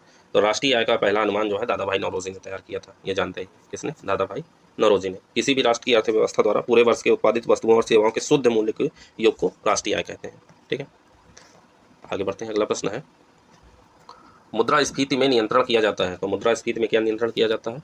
तो इन सभी प्रत्यक्ष करों की वृद्धि के द्वारा, सार्वजनिक ऋणों की वृद्धि के द्वारा, सार्वजनिक व्यय में वृद्धि के द्वारा और बैंक दर में वृद्धि द्वारा मुद्रास्फीति में नियंत्रण किया जाता है। ऑप्शन डी सही हो जाएगा। ठीक है, मुद्रास्फीति का से आशय महंगाई से है, अर्थात बाजार में पैसा अधिक हो जाता है तो वस्तुएं महंगी हो जाती है। यदि बाजार में पैसों की तरलता को कम कर दिया जाए तो महंगाई पर नियंत्रण किया जा सकता है। प्रत्यक्ष कर बढ़ाने से लोगों को, सरकार को अधिक कर देना पड़ेगा और बाजार में पैसा कम हो जाएगा। ठीक है, तो डायरेक्ट टैक्स अगर बढ़ा दिया जाए तो जो है लोगों को, सरकार को अधिक जो है वो देना पड़ेगा टैक्स, जिससे जो है बाजार में पैसा कम हो जाएगा। ये जानते ही हैं, कोरोना काल याद है आप लोगों को। कोरोना काल में बाजार में पैसा नहीं था, महंगाई दर बहुत कम हो गई थी, जानते ही हैं। सार्वजनिक ऋण में भुगतान में वृद्धि से भी ब्याज जो है अधिक भुगतान करना होगा और मुद्रास्फीति उससे कम हो जाएगी। ठीक है, बैंक दर में वृद्धि होने से बैंक लोगों को ऋण पर अधिक ब्याज लगाएंगे और बाजार में पैसे की तरलता कम होगी और मुद्रास्फीति भी कम होगी। ठीक है, सार्वजनिक व्यय में वृद्धि से बाजार में पैसा बढ़ेगा। ठीक है, तो हमारा ऑप्शन डी सही है। ठीक, आगे बढ़ते हैं अगले प्रश्न की तरफ। अगला प्रश्न कहता है, जब कोई देश अपनी मुद्रा में अवमूल्यन करता है तो इसका प्रभाव होता है। मोनेटाइजेशन जानते ही हैं। अगर कोई व्यक्ति जो है अवमूल्यन करता है अपनी मुद्रा में तो क्या होता है, उससे होता है आयात महंगे हो जाएंगे और निर्यात सस्ती हो जाएगी। यानी हम जो खरीदेंगे वो महंगा हो जाएगा और जो है जो बेचेंगे वो सस्ता हो जाएगा। जब कोई देश अपने देश की मुद्रा में अवमूल्यन करता है तो इसका तात्पर्य है कि उस देश को अमेरिकी डॉलर खरीदने के लिए पहले से अधिक मुद्रा लेनी होगी। मुद्रा अवमूल्यन से जब दूसरे देश उस देश से व्यापार करते हैं तो उन्हें कम डॉलर में अधिक कीमत का सामान प्राप्त होगा, जिससे आयात महंगे हो जाएंगे और निर्यात सस्ते हो जाएंगे। ठीक, आगे बढ़ते हैं अगले प्रश्न की तरफ। अगला प्रश्न है, निम्नलिखित में से कौन सी कृषि करने की प्रक्रिया पर्यावरण संरक्षण में सहायक है। तो ऐसी कौन सी खेती की जाए जिससे जो है पर्यावरण संरक्षण हो सके, तो वो होती है जैविक खेती। ठीक है, जैविक खेती करेंगे तो जो है पर्यावरण संरक्षित होगा। क्यों? क्योंकि इसमें रासायनिक कीटनाशकों और रासायनिक उर्वरकों का प्रयोग नहीं किया जाता। यह हरी खाद, फसल रोटेशन, जैविक कीट नियंत्रण तकनीकी पर निर्भर होती है। ठीक है, इसलिए पर्यावरण संरक्षण में ये सहायक होती है। आगे बढ़ते हैं। अगला प्रश्न है, ग्लोबल जेंडर गैप रिपोर्ट 2022 किस संगठन द्वारा जारी की गया है। तो ये जारी किया गया है हमारा विश्व आर्थिक मंच द्वारा। ठीक है, ग्लोबल जेंडर गैप रिपोर्ट 2022 विश्व आर्थिक मंच द्वारा जारी किया गया। आगे बढ़ते हैं अगले प्रश्न की तरफ। अगला प्रश्न है, जुलाई 2022 में जारी भारत नवाचार सूचकांक 2021 के अनुसार प्रमुख राज्यों की श्रेणी में उत्तर प्रदेश की रैंकिंग क्या रही। तो प्रमुख राज्यों में जो है उत्तर प्रदेश किस रैंकिंग पे रहा, तो उत्तर प्रदेश हमारा रहा है 7वीं रैंक पे। ठीक है, नवाचार सूचकांक में 7वें रैंक पे रहा है। ठीक है, भारत नवाचार सूचकांक नीति आयोग द्वारा जारी किया जाता है। किस द्वारा? नीति आयोग द्वारा, याद रखिएगा। नवाचार सूचकांक किसके द्वारा? नीति आयोग द्वारा। ठीक, जो है और इसका तीसरा संस्करण है। यह पहला और दूसरा संस्करण 2019 और 21 में हुआ था। ठीक है, प्रमुख राज्यों की श्रेणी में लगातार तीसरी बार कर्नाटक ने टॉप किया है, जबकि उत्तर प्रदेश का स्थान 7वां रहा है। पहाड़ी और उत्तर पूर्वी राज्यों में मणिपुर सबसे आगे रहा, जबकि केंद्र शासित प्रदेशों में छोटे राज्यों की श्रेणी में चंडीगढ़ शीर्ष पर रहा। ठीक है, तो ऑप्शन हमारा सी सही। उत्तर प्रदेश जरूर याद के रखिएगा 7वें स्थान पर और कर्नाटक पहले स्थान पर। ठीक है, आगे बढ़ते हैं अगले प्रश्न की तरफ। अगला प्रश्न है, सुमेलित करना है, एक तरफ संस्थान है, एक तरफ स्थापना वर्ष दी गई। किसकी स्थापना किस वर्ष की गई? नाबार्ड की स्थापना की गई 12 जुलाई 1982 को। 12 जुलाई 1982 को। ठीक है, इसका मुख्यालय दुबई में है। यह एक क्षेत्रीय ग्रामीण बैंकों और शीर्ष सहकारी बैंकों समग्र विनियमन के लिए शीर्ष नियामक निकाय है। सेबी का मुख्यालय मुंबई में है, जानते ही हैं। यह भारत के प्रतिभूतियों कमोडिटी बाजार के लिए नियामक निकाय है। और सिडबी सूक्ष्म लघु और मध्यम उद्यम वित्त कंपनियों के लिए शीर्ष नियामक निकाय है। इसका मुख्यालय लखनऊ में है। इरडा बीमा नियामक और विकास प्राधिकरण है, इसका मुख्यालय हैदराबाद में है, ये जानते हैं। तो नाबार्ड की स्थापना होती है 1982 में, सिडबी की स्थापना होती है 1990 में, सेबी की स्थापना होती है 1992 में और इरडा की स्थापना होती है 1999 में। तो इस हिसाब से हमारा कौन सा ऑप्शन सही हो जाएगा? तो हमारा ऑप्शन सही हो जाएगा, ऑप्शन डी सही हो जाएगा। ठीक है, ऑप्शन डी सही हो जाएगा। आगे बढ़ते हैं अगले प्रश्न की तरफ। अगला प्रश्न है, अप्रैल 2022 में किस राज्य कैबिनेट ने भारत के पहले जीन बैंक कार्यक्रम को मंजूरी दी है? तो पहला जीन बैंक कार्यक्रम जो है किस राज्य ने मंजूरी दी है? तो ये राज्य है हमारा महाराष्ट्र। ठीक है, तो महाराष्ट्र सरकार ने जीन बैंक कार्यक्रम को मंजूरी दी है। इस कार्यक्रम का उद्देश्य है महाराष्ट्र में समुद्री विविधता, स्थानीय फसलों के बीज और पशु विविधता सहित आनुवांशिक संसाधनों का संरक्षण करना। यह परियोजना महाराष्ट्र राज्य जैव विविधता बोर्ड MSBB द्वारा कार्यान्वित की जाएगी। ठीक है, तो ऑप्शन हमारा बी सही है। आगे बढ़ते हैं अगले प्रश्न की तरफ। अगला प्रश्न है, संयुक्त राष्ट्र द्वारा जारी विश्व खाद्य सुरक्षा और पोषण स्थिति रिपोर्ट 2022 के अनुसार भारत में भूख से प्रभावित लोगों की संख्या घटकर कितनी हो गई? तो भूख से प्रभावित लोगों की संख्या घटकर 224.3 मिलियन हो गई। कितनी हो गई? 224.3 मिलियन। ठीक है, पहले कितने थे? विश्व में जो है 828 मिलियन लोग भुखमरी से पीड़ित हैं। ठीक है, याद रखिएगा 828 मिलियन लोग जो है भुखमरी से पीड़ित हैं पूरे विश्व में, लेकिन जो है भारत में इसकी संख्या जो है घट गई है, जो कि 224.4 मिलियन हो गई है। ठीक, पहले बहुत ज़्यादा थी। आगे बढ़ते हैं अगले प्रश्न की तरफ। अगला प्रश्न है, स्विट्जरलैंड के जिनेवा में आयोजित अंतर्राष्ट्रीय श्रम सम्मेलन के 110वें सत्र को भारत की तरफ से किसने संबोधित किया? तो भारत की तरफ से संबोधित किया था भूपेंद्र यादव ने। किसने? भूपेंद्र यादव ने संबोधित किया था। यह है केंद्रीय श्रम एवं रोजगार मंत्री। ठीक है, आगे बढ़ते हैं अगला प्रश्न की तरफ। अगला प्रश्न पूछता है कि सुमेलित नहीं है, महिलाओं के संबंध में जो सुमेलित नहीं है, पाए होने वाली जो है विभिन्न पदों पर नियुक्त होने वाली जो महिलाएं हैं उसमें से कौन सी सही नहीं है? एक तरफ महिलाएं हैं, एक तरफ पद दिया गया है। ठीक है, तो पहला है हमारा जो है शांति श्री पंडित, जेएनयू की पहली महिला चांसलर हैं, ये तो सही है। शांति श्री पंडित जो है जेएनयू की पहली महिला वाइस चांसलर हैं, बनी है। और ध्रुति बनर्जी जो है जूलॉजिकल सर्वे ऑफ इंडिया की पहली महिला निदेशक बनी है। ध्रुति बनर्जी बनी है जूलॉजिकल सर्वे ऑफ इंडिया की पहली महानिदेशक, तो बी गलत है। नीमाबेन आचार्य क्या बनी है? तो नीमाबेन आचार्य बनी है गुजरात विधानसभा की पहली महिला अध्यक्ष, बल्कि उत्तराखंड नहीं, गुजरात। ठीक है, गुजरात विधानसभा की पहली महिला अध्यक्ष बनी है। और जगजीत पवाड़िया बनी है, जगजीत पवाड़िया जो है नारकोटिक्स कंट्रोल बोर्ड की पहली भारतीय जो है महिला अध्यक्ष बनी है। अंतर्राष्ट्रीय नारकोटिक्स जो है कंट्रोल बोर्ड की पहली महिला अध्यक्ष बनी है। तो हमारा डी भी गलत है, सी भी गलत है। ठीक है, तो ऑप्शन हमारा हो जाएगा सी। बी, सी और डी तीनों गलत है। ठीक है, कौन सा सम्मिलित नहीं है? तो बी, सी, डी सम्मिलित नहीं है, ऑप्शन सी हो जाएगा। आगे बढ़ते हैं अगले प्रश्न की तरफ। अगला प्रश्न हमारा कहता है कि उत्तर प्रदेश सरकार द्वारा जारी 21/7/2022 की अधिसूचना, जिसके द्वारा सरकार ने उत्तर प्रदेश में 4 अतिरिक्त वाणिज्यिक अदालतों का गठन किया है, निम्नलिखित में से कौन सा एक जो है उसमें स्थल शामिल नहीं है? ठीक है, तो इसमें जो है गाजियाबाद शामिल नहीं है। क्यों? क्योंकि लखनऊ में चौथा कमर्शियल कोर्ट बनेगा। कहाँ बनेगा? लखनऊ में। ठीक, बाकी मेरठ, गौतम बुद्ध नगर, आगरा और लखनऊ, ये चारों स्थल हैं। ठीक है, जहाँ कमर्शियल कोर्ट बनेगा। ठीक है, तो कमर्शियल कोर्ट में होगा क्या? तो कमर्शियल कोर्ट में जो है वाणिज्यिक विवाद, बैंकिंग, बीमा, संविदा, बौद्धिक संपदा, पार्टनरशिप, एक्सपोर्ट इंपोर्ट आदि के विवादों को सुना जाएगा। ठीक है, तो ऑप्शन डी हो जाएगा इसमें। आगे बढ़ते हैं अगला प्रश्न। अगला प्रश्न कहता है कि उत्तर प्रदेश में संचालित मुख्यमंत्री फेलोशिप कार्यक्रम के संबंध में निम्नलिखित कथनों पर विचार कीजिए। ठीक है, मुख्यमंत्री फेलोशिप कार्यक्रम, तो पहला कथन हमारा कहता है इसके तहत चयनित युवाओं द्वारा प्रदेश के सभी महत्व आकांक्षात्मक विकास खंडों में केंद्रों व राज्य सरकार द्वारा संचालित सभी योजनाओं का समवर्ती मूल्यांकन किया जाएगा। तो पहला कथन हमारा जो है गलत है। क्यों?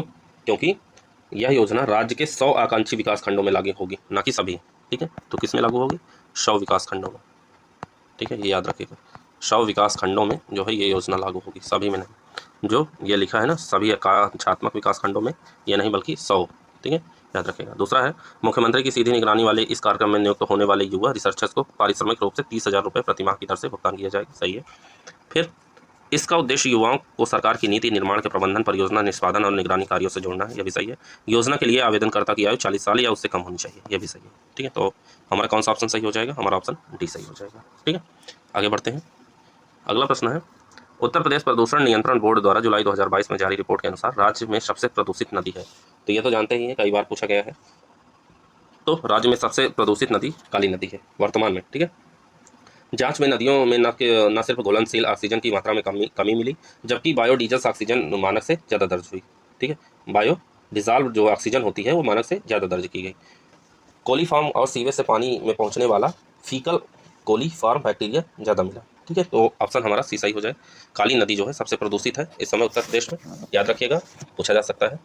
ठीक है, अगला है उत्तर प्रदेश मुख्यमंत्री बाल सेवा योजना सामान्य के अंतर्गत बच्चों को आर्थिक सहायता के रूप में कितनी राशि प्रदान की जाएगी?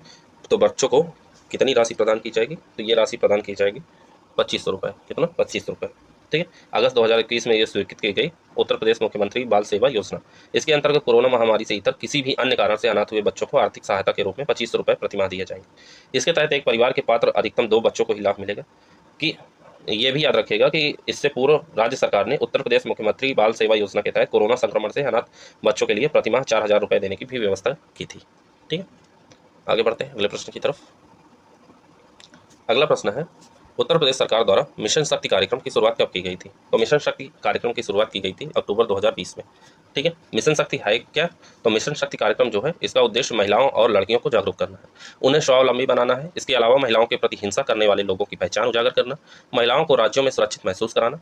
मिशन के अंतर्गत महिलाओं और बच्चों से संबंधित मुद्दों पर जागरूक करने का लक्ष्य निर्धारित किया गया है। ठीक है, तो ऑप्शन हमारा डी सही है।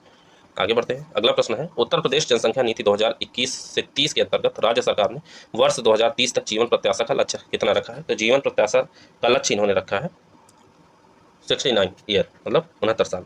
ठीक है।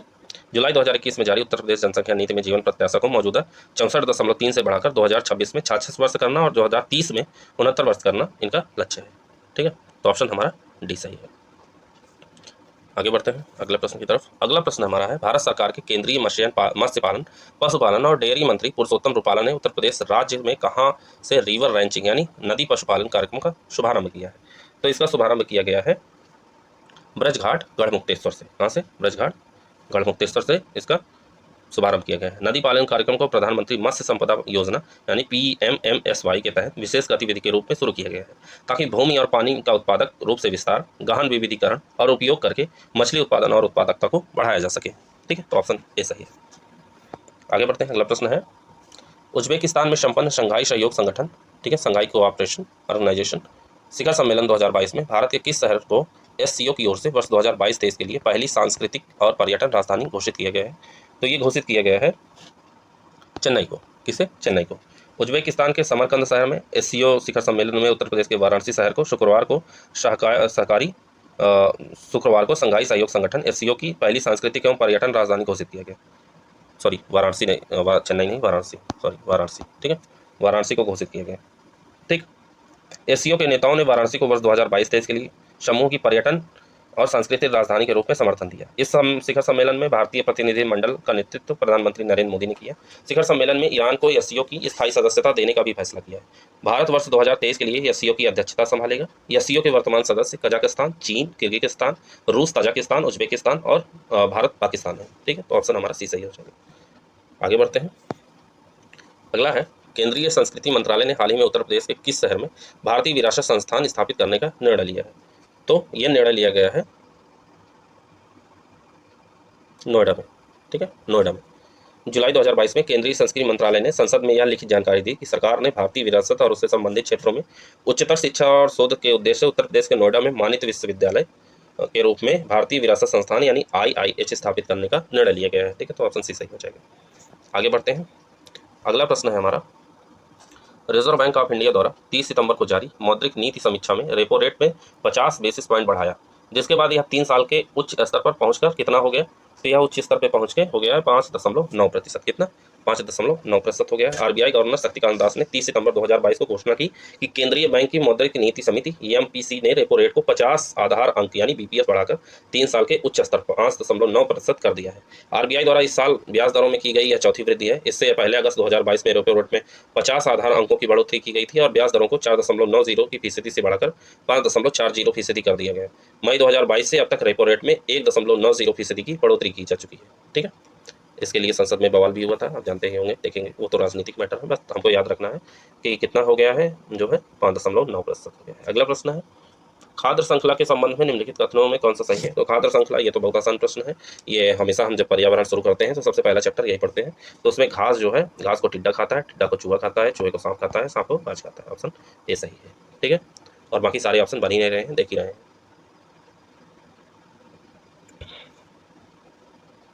आगे बढ़ते हैं अगले प्रश्न की तरफ। अगला प्रश्न, पारिस्थितिकी तंत्र के संबंध में निम्नलिखित कथनों पर विचार कीजिए, कौन से कथन गलत है, ये हमको देखना है। ठीक है, तो पहला है, एक रूप से दूसरे रूप में ऊर्जा के हस्तांतरण होने पर ऊर्जा का हमेशा क्षय होता है। बिल्कुल सही है। अगला है, खाद्य श्रृंखला में जैसे ही हम ऊपर की ओर बढ़ते हैं तो प्रत्येक स्तर पर लगभग 10% बायोमास की हानि होती है। गलत है, क्योंकि जो है लगभग 90% बायोमास की हानि होती है, ना कि 10% की। ठीक है। तीसरा है, परितंत्रीय अनुक्रम की प्रक्रिया में एक क्षेत्र में रहने वाले पादप और जंतु प्रजातियों के समुदाय के समय के साथ साथ अलग अलग समुदायों की एक श्रृंखला द्वारा प्रतिस्थापित होते हैं। ये भी सही है। परितंत्रीय निकेत में वे सभी भौतिक, रासायनिक और जैव दशाएं शामिल होती हैं जो कि प्राकृतिकवास में रहने के लिए जरूरी होती हैं। ये भी सही है। ठीक है, तो हमारा ऑप्शन जो है बी सही हो जाएगा, सही नहीं है। ठीक है, 10 की जगह 90% होती है ऊर्जा। अगला है, कचरा पदार्थ के वियोजन की प्रक्रिया में निम्नलिखित में से कौन से तत्व एवं यौगिक निर्मुक्त होंगे? तो इसमें जो है, जब कचरा को जो है वियोजन किया जाता है तो उसमें से क्या निकलता है? तो उसमें से carbon dioxide, hydrogen sulphide, phosphorus यानी उपयुक्त सभी निकलते हैं। ठीक है, तो ऑप्शन हमारा डी सही है। आगे बढ़ते हैं। अगला प्रश्न है हमारा, पर्यावरण प्रभाव आकलन EIA के संबंध में निम्नलिखित कथनों में से कौन सा सही नहीं है? तो EIA के बारे में कौन सा सही नहीं है? पहला है हमारा, अमेरिका दुनिया का पहला ऐसा देश है जहां पर्यावरण प्रभाव आकलन की नीति को अनिवार्य रूप से अपनाया गया है। पहला सही है, पूछा है सही नहीं है, ठीक है। दूसरा है पहली पर्यावरण प्रभाव आकलन अधिसूचना वर्ष 1972 में तत्कालीन पर्यावरण एवं वन मंत्रालय, वर्तमान में पर्यावरण वन और जलवायु परिवर्तन मंत्रालय द्वारा प्रस्थापित किया गया था। दूसरा कथन हमारा गलत है। क्यों? क्योंकि यह अधिसूचना वर्ष 1994 में जारी किया गया था, ठीक है। और ये जो 1972 है ये 1970 हो जाएगा, ठीक है। पर्यावरण प्रभाव आकलन की नीति एक अनिवार्य नियामक प्रक्रिया के रूप में 1970 के दशक में शुरुआत में अमेरिका में राष्ट्रीय पर्यावरण नीति अधिनियम 1969, ठीक है, के कार्यान्वयन के रूप में उत्पन्न हुई, ठीक है, ये याद रखेगा। तो भारत में पहली बार EI की अधिसूचना वर्ष 1994 है, तो ये 1994 हो जाएगा, 1972 की जगह, ठीक है, सॉरी 1994 हो जाएगा, क्योंकि अधिसूचना वर्ष पूछ रहा है तो 1994 हो जाएगा। बाकी कथन हमारे सही हैं। भारत में पर्यावरण प्रभाव आकलन संबंधी प्रक्रिया को पर्यावरण संरचना अधिनियम 1986 द्वारा वर्तमान वैधानिक रूप दिया गया है, ठीक है। पर्यावरण प्रभाव आकलन EIA अधिसूचना 2020 का मसौदा 2006 की अधिसूचना का स्थान लेगा, ये भी सही है, ठीक है। तो आगे बढ़ते हैं अगले प्रश्न की तरफ। अगला प्रश्न है पारिस्थितिकी तंत्र यानी इकोसिस्टम शब्द पहली बार किसके द्वारा दिया गया है? बहुत आसान क्वेश्चन है, ये AG टांसले के द्वारा दिया गया है, ठीक है, 1935 में, ठीक है, कई बार पूछा गया है। तो AG टांसले महोदय ने जो है पारिस्थितिकी तंत्र शब्द की रचना की थी। एक पारितंत्र में जैविक और अजैविक घटकों के बीच होने वाली जटिल अन्योन्य क्रियाएं शामिल होती हैं, जबकि अर्नेस्ट हैकल ने पहली बार इकोसिस्टम शब्द का प्रयोग किया था, ठीक है। आगे बढ़ते हैं अगले प्रश्न की तरफ। अगला प्रश्न है 15वीं विश्व वानिकी कांग्रेस के संबंध में निम्नलिखित कथनों पर विचार कीजिए। पहला कथन हमारा कहता है इसका आयोजन FAO के तत्वाधान में 2022 में सियोल दक्षिण कोरिया में किया गया। दूसरा है सही है, ठीक है। दूसरा है इस वर्ष की थीम थी एक हरित स्वस्थ और लचीले भविष्य का निर्माण, दूसरा भी सही है। इसका आयोजन प्रत्येक 6 वर्ष में किया जाता है, ये भी सही, तो ऑप्शन डी हो जाएगा हमारा, तीनों सही है। आगे बढ़ते हैं अगले प्रश्न की तरफ। अगला प्रश्न है हमारा भारत वन स्थिति रिपोर्ट ISFR 2021 के संबंध में कौन से कथन सही नहीं है? ISFR के संबंध में कौन से कथन सही नहीं है?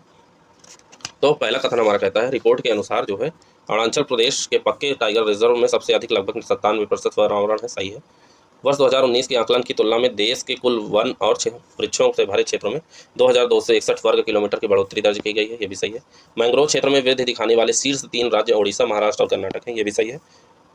वनावरण में सबसे अधिक कमी मणिपुर में दर्ज की गई, ये गलत है। क्यों? क्योंकि वनावरण में सबसे अधिक कमी जो है अरुणाचल प्रदेश में दर्ज की गई। कहाँ? अरुणाचल प्रदेश में, अरुणाचल प्रदेश में, ठीक है, और उसके बाद मणिपुर में, ठीक है। तो जो 5 राज्य हैं जहाँ सबसे कमी देखी गई वो मणिपुर, मेघालय, सॉरी अरुणाचल प्रदेश, मणिपुर, मेघालय, मिजोरम और नागालैंड है, ठीक। तो ऑप्शन डी हमारा सही नहीं है। आगे बढ़ते हैं अगला प्रश्न है ध्रुवों की अपेक्षा भूमध्य रेखा में समुद्री लवणता की मात्रा में कमी आती है क्योंकि? तो ध्रुवों की अपेक्षा भूमध्य रेखा में समुद्री लवणता में कमी आती है, इसकी वजह है यहाँ वर्षा की मात्रा में अधिकता होती है, ऑप्शन ए सही है। यहाँ बहने वाली नदियों की संख्या में अधिकता जिससे समुद्र में मिलने वाले मीठे पानी की मात्रा समझ गया, तो दूसरा गलत ही है, ऐसा कोई कारण नहीं होता, तो ऑप्शन ए हमारा सही हो जाएगा, ठीक है। क्योंकि भूमध्य रेखा में उच्चतम लवणता नहीं मिलती है क्योंकि यहाँ उच्च वाष्पीकरण होता है, परंतु यहाँ वर्षा भी अधिक होती है और ये जो कि लवणता को कम कर देती है। उच्चतम लवणता उत्तरी गोलार्ध में 20 से 40 डिग्री अक्षांशों व दक्षिणी गोलार्ध में 10 से 30 डिग्री अक्षांशों के बीच पाई जाती है। लवणता के लंबवत वितरण में भी भिन्नता देखी जाती है। उच्च अक्षांशों में गहराई के साथ लवणता बढ़ती जाती है। मध्य अक्षांशों में 200 फैदम यानी 1 फैदम बराबर 6 फीट तक लवणता बढ़ती है, फिर घटने लगती है, ठीक है। तो ऑप्शन इसमें हमारा ए सही हो जाएगा।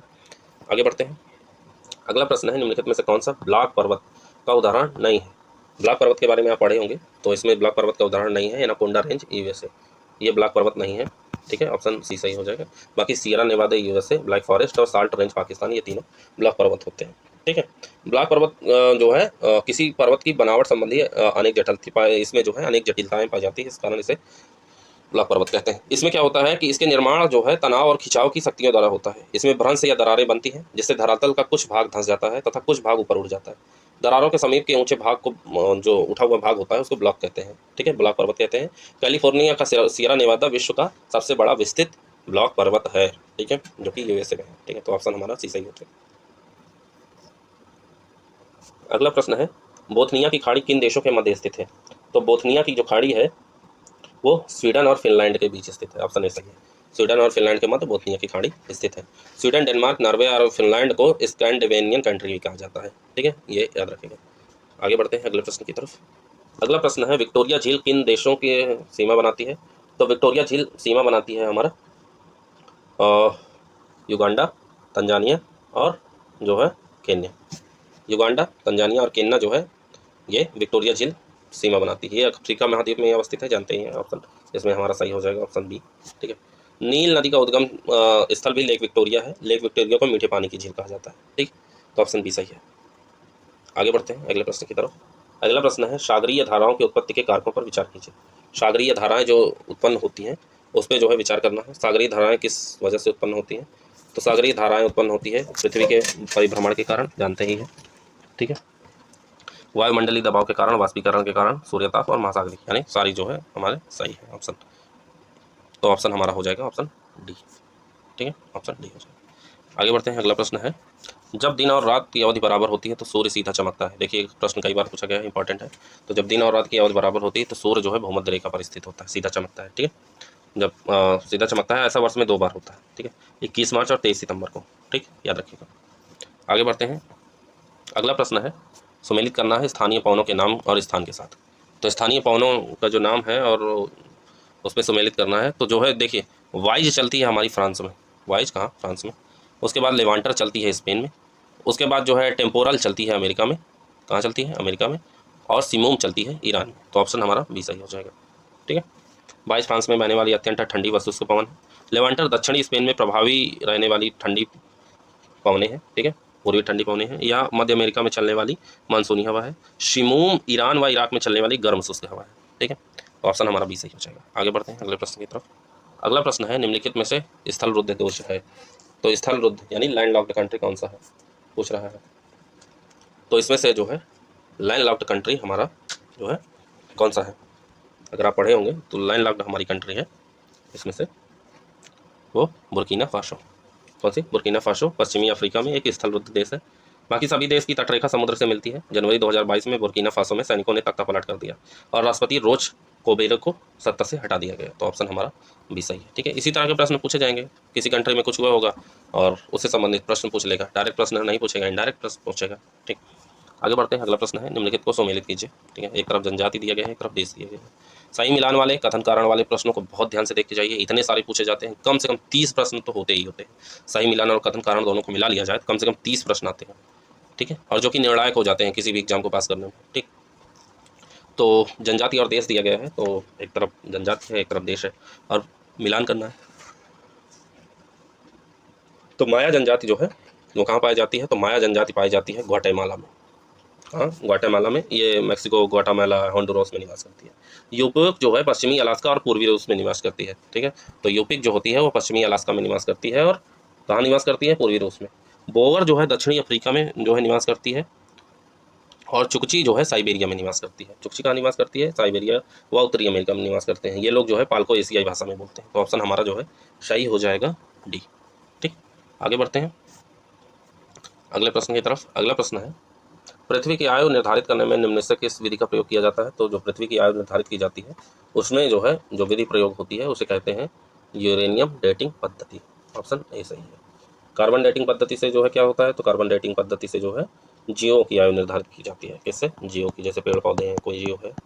ठीक है, तो कार्बन डेटिंग से जीवों की और यूरेनियम डेटिंग से जैसे कोई उल्का पिंड है, पृथ्वी है, चंद्रमा है। ठीक है, इनमें जो खनिज है उनसे जो है उनकी जो है आयु निर्धारित की जाती है। तो ऑप्शन ए सही है। ठीक है, जैसे मान लीजिए कोई पत्थर है, पता करना है तो उसकी उम्र कितनी उम्र हो गई होगी, तो यूरेनियम डेटिंग का प्रयोग करके हम पता लगा सकते हैं। यूरेनियम 235 का उपयोग किया जाता है। ठीक है, और 238।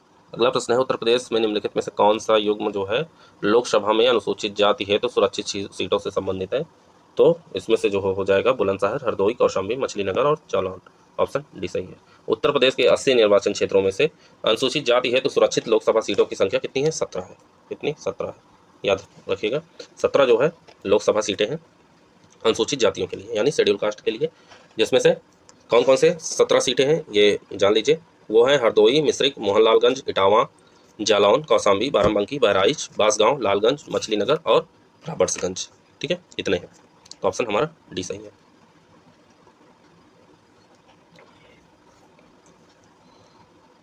चलिए आगे बढ़ते हैं अगले प्रश्न की तरफ।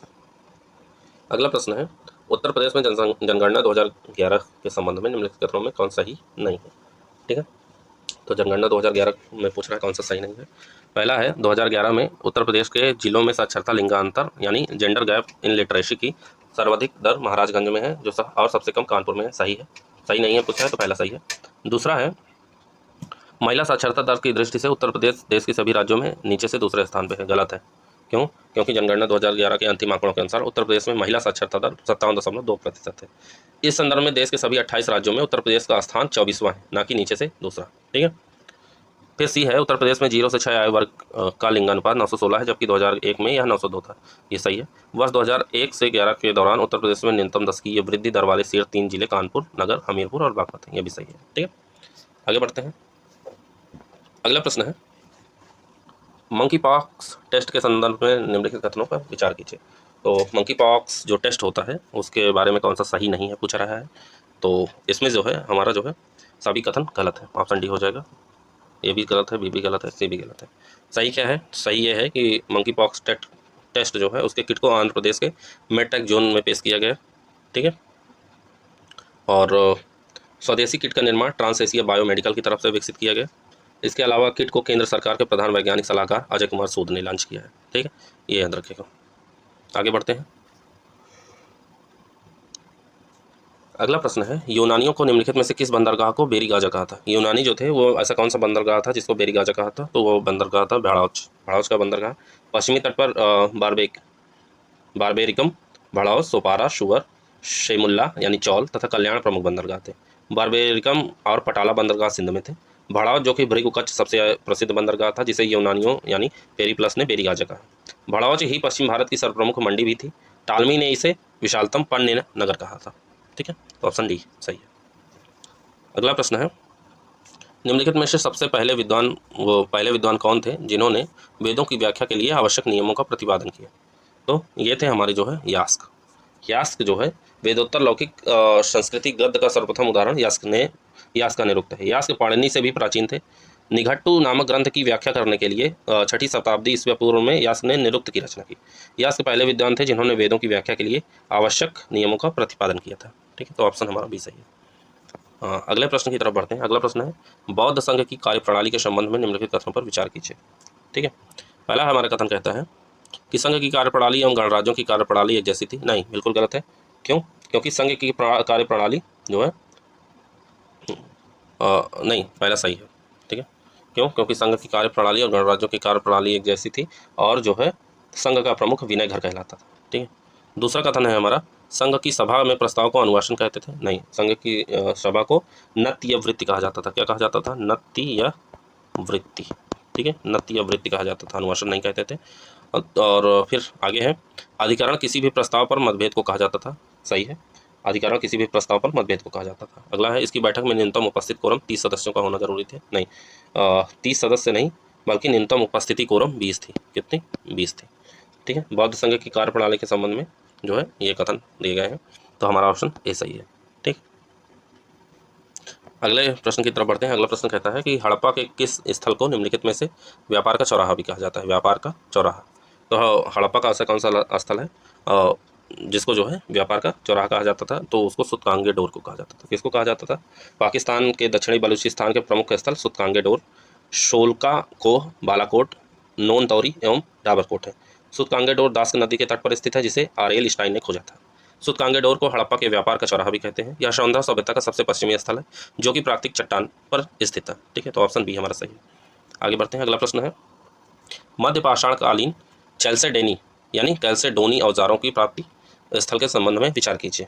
ठीक है, तो ये स्थल जो है सभी हैं बागोर, सरायनाहर राय, चापानी मांडो, महदहा। ठीक है, मध्य पाषाण काल में उपकरणों का निर्माण जैस्पर, कैल्सेडोनी, चाल्सडेनी, चर्ट, फ्लिंट, क्वार्ट्जे आदि से हुआ था। ठीक है, इस काल में चैल्सडेनी औजारों की प्राप्ति बागोर, सरायनाहर, चापानी मांडो, महदहा आदि से हुई थी। पूरा पाषाण काल में जहां औजारों के निर्माण में क्वार्ट्ज की बहुलता थी, वहीं मध्य पाषाण युग में चैल्सडेनी यानी कैल्सडेनी की प्रधानता स्थापित हुई। ठीक है, तो ऑप्शन हमारा सही हो जाएगा डी। ठीक है, सभी सही है। आगे बढ़ते हैं अगले प्रश्न की तरफ। अगला प्रश्न हमारा कहता है दिल्ली सल्तनत में निम्नलिखित में से किसने व्यावसायिक पाठ्यक्रमों की शुरुआत शिक्षा के क्षेत्र में की थी? तो दिल्ली सल्तनत में जो है व्यावसायिक पाठ्यक्रमों की शुरुआत की थी जो है फिरोज शाह तुगलक ने। ऑप्शन बी सही है। फिरोज शाह तुगलक ने की थी। इसने 1352 ईस्वी में दिल्ली में मदरसा ए फिरोज शाही का निर्माण करवाया, जिसका प्रधानाचार्य जलालुद्दीन रूमी था। याद रखिएगा, जलालुद्दीन रूमी इसका प्रधानाचार्य था। इसने शिक्षकों को दिए जाने वाले अनुदानों तथा विद्यार्थियों की छात्रवृत्ति में पर्याप्त वृद्धि कर दी थी। वह शिक्षा के विकास एवं विद्यालयों हेतु प्रतिवर्ष 26 लाख टका व्यय करता था। ठीक है, तो ऑप्शन बी हमारा सही है। आगे बढ़ते हैं अगले प्रश्न की तरफ। अगला प्रश्न हमारा है, मराठी भाषा के लिखित निम्नलिखित में से किसमें शिवाजी और एवं पेशवाओं का इतिहास वर्णित है? तो ये वर्णित है बखर में। ठीक है, मराठी भाषा में लिखित बखर में शिवाजी एवं पेशवाओं के इतिहास का वर्णन किया गया है। ठीक, याद रखिएगा। ठीक, आगे बढ़ते हैं अगले प्रश्न की तरफ। अगला प्रश्न है, विजयनगर साम्राज्य की राजधानियां क्रमशः निम्नलिखित में से थी। तो विजयनगर की साम्राज्य की राजधानी अगर आप पढ़े होंगे तो इनमें से जो है हो जाएंगी अनेगोंडी, विजयनगर, बेनुगोंडा और चंद्रगिरी। ये सारी राजधानियां रही हैं क्रम से। ठीक है, आगे बढ़ते हैं अगले प्रश्न की तरफ। अगला प्रश्न है, निम्नलिखित कथनों पर विचार कीजिए, कौन सा सही विकल्प है? सही विकल्प चलिए। ठीक है, पहला है 1202 से 3 में कुतुबुद्दीन ऐबक ने बदायूं यानी चंदावर और कन्नौज पर अधिकार कर लिया। क्या ये सही है? तो बदायूं ने जो है क्या किया था, 1202-3 में जो है इसने बुंदेलखंड पे आक्रमण किया और चंदेल राजा परमवर्दी देव को हराकर कालिंजर, महोबा और खजुराहो पर अधिकार कर लिया। पहला हमारा गलत है। दूसरा है 1997-98 में इसने बुंदेलखंड के चंदेल राजा परमवर्दी देव को हराकर कालिंजर, महोबा और खजुराहो में अधिकार कर लिया। तो ये भी गलत है, क्यों? क्योंकि ये ऑप्शन यहाँ होना चाहिए और ये होना चाहिए यहाँ पे। ठीक है, तो ऑप्शन हो जाएगा डी, दोनों सही नहीं है। ठीक है, आगे बढ़ते हैं अगले प्रश्न की तरफ। अगला प्रश्न है, मुगल सम्राट अकबर ने महाभारत एवं राजतरंगिणी का फारसी में अनुवाद निम्नलिखित में से किस शहर में करवाया? तो ये करवाया था क्या, राजतरंगिणी। याद रखिएगा, महाभारत एवं राजतरंगिणी दोनों का सॉरी अनुवाद जो है ये करवाया था लाहौर में। कहाँ करवाया था? लाहौर में करवाया था। रज़्मनामा महाभारत का फारसी अनुवाद है, जो कि मुगल बादशाह अकबर के समय करवाया गया था। 1574 ईस्वी में अकबर ने फतेहपुर सीकरी में मकत बखाना यानी अनुवाद घर शुरू किया। इसके साथ अकबर ने राजतरंगिणी, रामायण जैसे संस्कृत ग्रंथों को फारसी में अनुवाद करने के लिए हिमायत दी थी। ठीक है, तो ऑप्शन हमारा सी सही है। आगे बढ़ते हैं अगला प्रश्न है, दिल्ली सल्तनत के अधीन कौन सा मुगल कालीन मीर शामा का पुरोगामी था? तो मीर शामा का पुरोगामी जो है कौन था? तो ये था जो है वकील दर। ठीक है, वकील दर या दिल्ली सुल्तानों के राज परिवार विभाग से संबंधित महत्वपूर्ण अधिकारी था। यही शाहजादों की शिक्षा हेतु भी उत्तरदायी था। अफीम के अनुसार फिरोज शाह तुगलक द्वारा गठित मदिरा विभाग इसी के अधीन था। यह पद मुगलकालीन मीर शामा का पुरोगामी था। ठीक है, ऑप्शन ए सही हो जाएगा। आगे बढ़ते हैं अगले प्रश्न की तरफ। अगला प्रश्न है, कांग्रेस के अध्यक्ष के रूप में निम्नलिखित में से किसने कहा था कि भारत अब अनुग्रहों के लिए अपने घुटने नहीं बल्कि अपने अधिकारों के लिए अपने पैरों पर खड़ा है? तो कांग्रेस के किस अध्यक्ष ने कहा था? तो ये कहा था एनी बेसेंट ने। किसने कहा था? एनी बेसेंट ने कहा था। ठीक है, तो ये कब कहा था? ये कहा था 1917 ईस्वी में कांग्रेस की कलकत्ता अधिवेशन में। तिलक के प्रस्ताव पर एनी बेसेंट को कांग्रेस का अध्यक्ष बनाया गया। कांग्रेस की अध्यक्ष बनने वाली पहली महिला थी। अध्यक्ष के रूप में इन्होंने कहा कि भारत अब अनुग्रहों के लिए अपने घुटने नहीं बल्कि अपने अधिकारों के लिए अपने पैरों पर खड़ा है। एनी बेसेंट ने 20 अगस्त 1917 को ही होम रूल लीग को समाप्त करने की घोषणा की। एनी बेसेंट के सहयोगियों में बीपी वाडिया तथा सीपी रामास्वामी अध्यक्ष थे। ठीक है, तो ऑप्शन हमारा भी सही है। आगे बढ़ते हैं अगला प्रश्न है, रस्किन की किताब अनटू द लास्ट का सार संक्षेप महात्मा गांधी ने गुजराती के किस शीर्षक से किया? तो ये किया जो है सर्वोदय से। किससे? सर्वोदय से। साल 1986 में कुछ स्थानीय लोगों ने ब्रिटिश सरकार में औपनिवेशिक मामलों के मंत्री लॉर्ड एल्गिन से इंडियन ओपिनियन के बाबत शिकायत की। तो गांधी ने अपने बचाव में लिखा कि उनका अखबार टॉलस्टॉय और रस्किन की खींची लकीर पर चल रहा है। उन्होंने अनटू द लास्ट का सार संक्षेप गुजराती में सर्वोदय शीर्षक से किया। यह इंडियन ओपिनियन में 1908 में मई से जुलाई के बीच 9 किस्तों में छापा गया। ठीक है, तो ऑप्शन हमारा सी सही है। आगे बढ़ते हैं अगला प्रश्न है, श्रीरामपुर मिशन प्रेस की स्थापना निम्नलिखित में से किस मिशनरी द्वारा 1799 में की गई? तो ये की गई जो है डेनिस मिशनरी द्वारा। डेनिस मिशनरी द्वारा जो है श्रीरामपुर मिशन प्रेस की स्थापना, जो कि एक ऐतिहासिक एवं युगांतरकारी कदम था, श्रीरामपुर में डेनिस मिशनरी द्वारा 1799 में की गई। तो ऑप्शन हमारा सी सही है। आगे बढ़ते हैं अगला प्रश्न है, निम्नलिखित में से किसने जिम्मरमैन योजना के तहत Berlin committee for Indian independence की स्थापना की? तो ये जो है लाला हरदयाल, भूपेंद्र नाथ दत्त, वीरेंद्र नाथ चट्टोपाध्याय यानी उपयुक्त सभी ने की थी। ठीक है, तो ऑप्शन हमारा डी सही हो जाएगा। आगे बढ़ते हैं अगले प्रश्न की तरफ। अगला प्रश्न है, पुर्तगाली स्वदेश को उत्तर पश्चिम भारत से टापटा ले जाया करते थे, जो कि एक प्रकार का था। तो ये क्या था? तो ये था हमारा कपड़ा। ठीक है, पुर्तगाली स्वदेश को उत्तर पश्चिमी भारत से टापटा ले जाया करते थे। तो यह एक प्रकार का कपड़ा था। तो हमारा ऑप्शन सी सही हो जाएगा। आगे बढ़ते हैं। एक कथन दिया गया है, पूछा गया है कि किसके बारे में है। तो लिखा है वे विद्वान, समाजवादी, राष्ट्रवादी और पेशे से वकील थे। उन्होंने अपने व्यवहार को छोड़ दिया और गैर सहकारिता आंदोलन में शामिल हुए एवं 1934 में पटना के समाजवादी सम्मेलन के अध्यक्ष और 1937 में उत्तर प्रदेश विधानसभा के सदस्य बन गए। ये सभी विशेषताएं किसके बारे में है? तो ये सभी विशेषताएं हैं आचार्य नरेंद्र देव के बारे में। किसके बारे में? आचार्य नरेंद्र देव के बारे में। ठीक है, आगे बढ़ते हैं अगले प्रश्न की तरफ। अगला प्रश्न कहता है निम्नलिखित कथनों पर विचार कीजिए, कौन सा सही कथन है, उत्तर चुनना है। ठीक है, पहला कहता है कि अवध किसान सभा का गठन बाबा रामचंद्र के प्रयास से अक्टूबर 1918 में किया गया। सही है। लगान में वसूली एवं उपज के रूप में लगान वसूली को लेकर अवध के किसानों ने एका आंदोलन नाम से आंदोलन चलाया। यह भी सही है। किसान आंदोलन में महिलाओं की सक्रिय भागीदारी इस किसान सभा की महत्वपूर्ण विशेषता थी। यह भी सही है। तो ऑप्शन डी हमारा सही हो जाएगा। तीनों मतलब सही है। ठीक है, आगे बढ़ते हैं अगले प्रश्न की तरफ। अगला प्रश्न कहता है कि निम्नलिखित में से किस प्रांत में बर्ड कमीशन के प्रतिवेदन पर महालवाड़ी बंदोबस्त किया गया, जिसमें 20 वर्षों के लिए लगान का निर्धारण बढ़ी हुई दर पर कर दिया गया। ठीक है, तो किस प्रांत में यह किया गया बर्ड कमीशन? तो इसका प्रतिवेदन जो है किया गया, बर्ड कमीशन का प्रतिवेदन यह उत्तर पश्चिमी प्रांत में किया गया। ठीक है, उत्तर पश्चिमी प्रांत में किया गया, याद रखिएगा।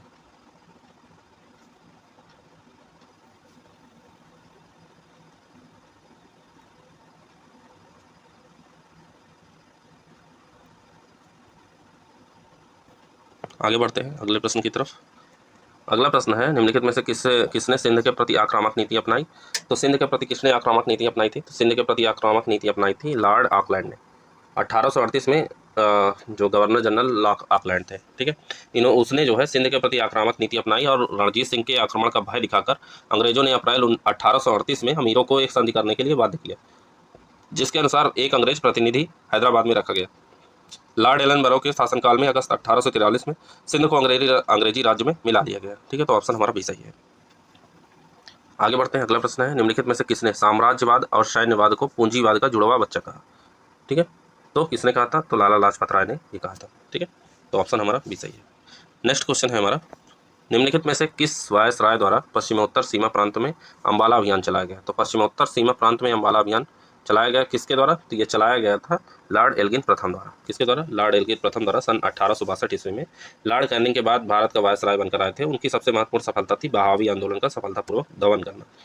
उनके समय की मुख्य घटना उत्तरी पश्चिमी सीमांत में अम्बाला अभियान था, जो कि वहाँ एक आदिवासी विद्रोह को दबाने के लिए किया गया था। लॉर्ड एल्गिन प्रथम की मृत्यु धर्मशाला यानी हिमाचल प्रदेश में हुई थी और वहीं उन्हें दफना दिया गया था। ठीक है, तो ऑप्शन हमारा सी सही है। अगला प्रश्न है किस विदेशी कंपनी को मार्तंड वर्मा ने हराकर केरल में उसकी राजनीतिक सत्ता खत्म कर दी? ये तो बहुत आसान है। तो इसका जो है हो जाएगा डेनिस नहीं बल्कि हो जाएगा डच। ठीक है, डच हो जाएगा। मार्तंड वर्मा के नेतृत्व में त्रावणकोर को 1729 ईस्वी में प्रमुखता मिली। मार्तंड वर्मा में क्विलोन तथा इलाया नाम को जीत लिया गया और डच लोगों को हराकर केरल में उसकी राजनीतिक सत्ता खत्म कर दी गई। तो ऑप्शन ही सही है। आगे बढ़ते हैं अगला प्रश्न की तरफ। अगला प्रश्न है हमारा निम्नलिखित में से किसने गांधी इरविन पैक्ट को दो महात्माओं का मिलन कहा? तो ये जो है किसने कहा था गांधी इरविन पैक्ट को दो महात्माओं का मिलन? तो ये कहा था सरोजनी नायडू ने। किसने कहा था? सरोजनी नायडू ने कहा था। ठीक है, याद रखिएगा। और गांधी इरविन पैक्ट की जवाहरलाल नेहरू और सुभाष चंद्र बोस ने आलोचना भी की थी, यह भी याद रखिएगा। अगला प्रश्न है, अगला प्रश्न कहता है कि सविनय अवज्ञा आंदोलन के मध्य घटित घटनाओं में से कौन सा संबंध नहीं? तो इसमें से जो है जो घटनाएं हुई उनमें से जो है चटगांव की घटना जो हुई है उसका संबंध सविनय अवज्ञा आंदोलन से नहीं है।